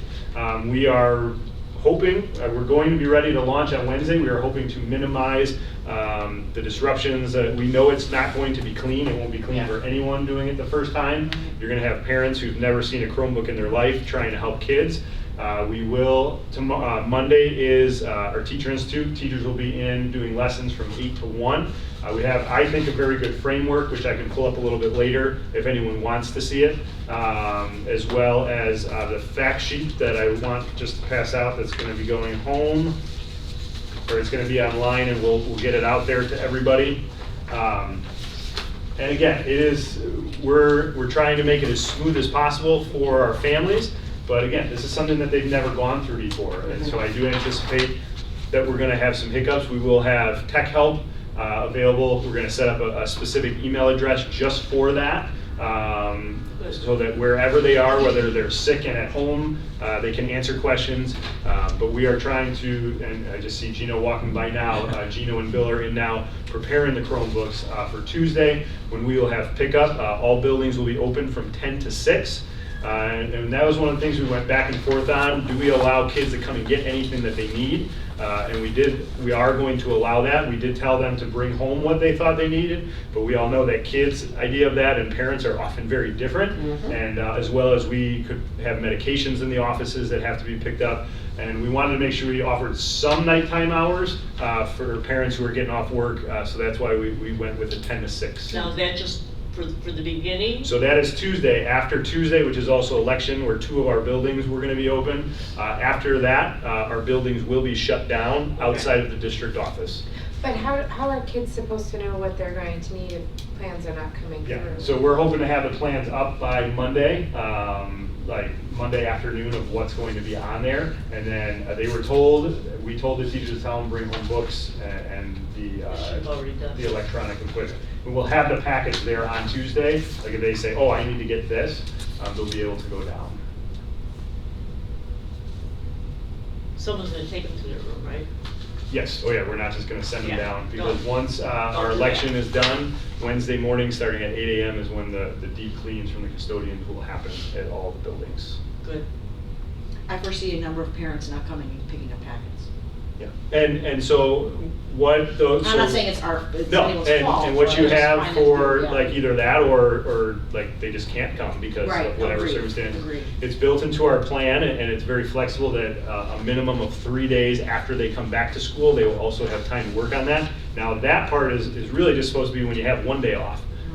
But so we will be very flexible. That is a word I will talk with the staff on Monday about 100 times. It says up to 3 days after, Yeah, not a minimum of, yeah. meaning 3 days max. Yeah, but it also doesn't say is that just like one day or, You It mean says like if they're out after all 3 school days and resumes. It doesn't say per. yeah. So And what happens if somebody does no work? Then they get marked absent and then they'll get whatever grade they would have gotten on that. And then what happens if we're closed for a month And and they do no work? then they will Then They be, pretty much lost the rest of their school year. then they will be education. marked absent all that time. And again, this is a plan that we can resubmit over and over again. We were told to, no matter what, get it in. Agreed, totally. And I see like districts like 117 in North Palos, the one who takes all of our paraprofessionals, they did not get one in. And they are really struggling now. They've already said we're gonna have to use all emergency days next week. We're hoping to have something like after spring break. That's a Although tough it's, scramble. as I said on Tuesday, it is not what I had hoped.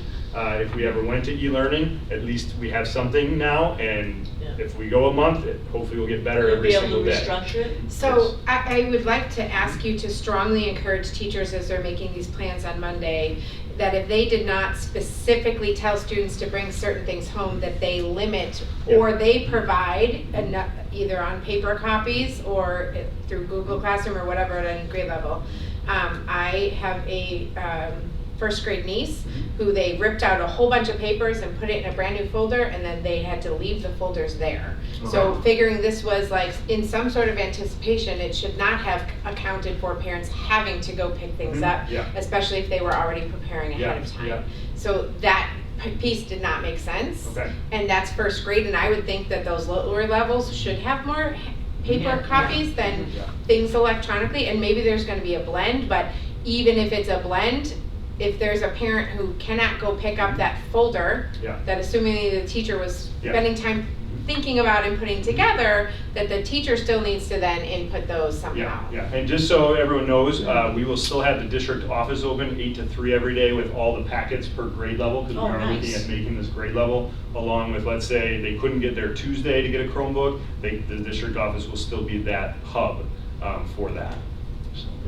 Well, and even with They're colored, textbooks, just they about can still everything. scan stuff, a lot of stuff is available online and things can be scanned. Well, if the teachers are planning for it, but if the teachers are saying, wow, we had them rip out the pages and you parent didn't come pick them up and now we return a month later and you have to do work from a month ago. Anything that should, like, they shouldn't Trying to have. log Yeah. on to the Google thing.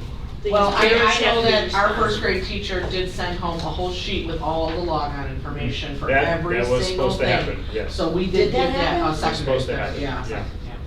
I mean, like a junior high will know his Google. Oh, okay, login. all right, Yeah. But we got the second grade info, Yeah, so they were. were told even before we knew we were closing to get ready to send that home. Yeah. So, Yeah. right. And I believe the teachers were also told to talk about it on Thursday, how to log into Google Classroom. And then Friday, they were supposed to have every student log in to eliminate any questions on Wednesday. Right. And I'll pull it up on the computer if anyone wants to see kind of like the interface. I'd be more than happy to show you what we're working on. So, all right. And again, this does not need to officially be approved by the board. They did put in those emergency things, but they didn't do it till 3:30 yesterday when Governor Pritzker announced everything. But so I would still recommend to adopt the e-learning program. And just remember that this is for this case only. We are not doing it for snow days. And we were told that when this crisis is gone, all of these plans become invalid, that they will not carry over to the next year, which I think is You a have to do wonderful plan. formal, official ones. Yes, if we want to do it in the future. And which I think we should do. In a way, I think this is kind of good that we have this. I mean, it's bad for the reasons that we are, but it does give teachers and students also the ability to realize this is good possibility, and it kind of broadens people's horizons of, hey, this is what didn't work. So if we do decide at a certain point that we should put in e-learning, the teachers who are here and everything like that now see, okay, this didn't work, this did work. It's a bad reason that we have to do this experiment, but it's better than adopting a whole plan and then finding bleh. I think the two good things we're going to have come out of this is to see what our capacity is community-wide as far as technology, and to see how ready our junior high or 5th grade students are for more of a one-to-one experience that we've talked about piloting. We're just piloting it without knowing we were going to. Well, and we've had ours adopted, and this is very similar to what ours is. Yeah. So I have to say that when I said, I told you, I think it looks good. It is, Google Classroom is not perfect, so we'll see how that works out with that. That's the only thing. And the other thing is, I don't even know, does anybody know if the library is going to be open during this time? Are they I know ours in changing anything? Mokina did close the library down indefinitely. It should. Ours is open today. My mom was there this morning because she's bored at home already. Okay. And said that they said they're open for now, but they do not know. And I do Because know that's ours- also ability, I mean, but then again, if they're not going to come here to pick up stuff, what are the chances that they're going to the library? Because all the textbooks are there. And You they- And Wi-Fi. defeat the purpose of having them at school by having And- them all And congregate in the library. Comcast is offering free Wi-Fi for 2 months. You do have to sign up. If you're eligible. And you have to get everything, yes, if you're eligible for it. That's nice, though. So that will be in the link also that goes out but again, No excuses. this link is going out electronically, so we're also gonna try to have like a flyer for people who come pick up the But packets. most of those as well. people have phones. That's what I A think. lot of people So do, yeah. they can't, there they an can't access through almost all of them. Expectation of students submitting work, or just that Yes, teachers are they will be posting submitting work it on Google Classroom. at that And then junior some of the other stuff we'll say, and when we talk to teachers, have them bring this back when you come back, like, so to keep it I think it's good to have for any future catastrophic like events, to have it ironed out now. Okay. Can we have a potential board action to adopt an e-learning program in lieu of the district's scheduled emergency days? I'll second it. Sorry, guys, good Mrs. night. Petropoulos? Aye. Mrs. Salzer? Aye. Mrs. Egan? Aye. Ms. Davenport? See you guys. Mr. Hillman? Are you gonna Aye. adjourn or you? And Mrs. Lammel? Do you need me to Aye. adjourn the meeting? Okay, yeah, can you just adjourn? We adjourn. Do we have a motion to adjourn? Yeah, I'm like, Yeah, I gotta get out of here. Can we I'll have make a the motion? motion to adjourn. I second it. Already seconded. All those in Sorry, favor? Aye. Aye.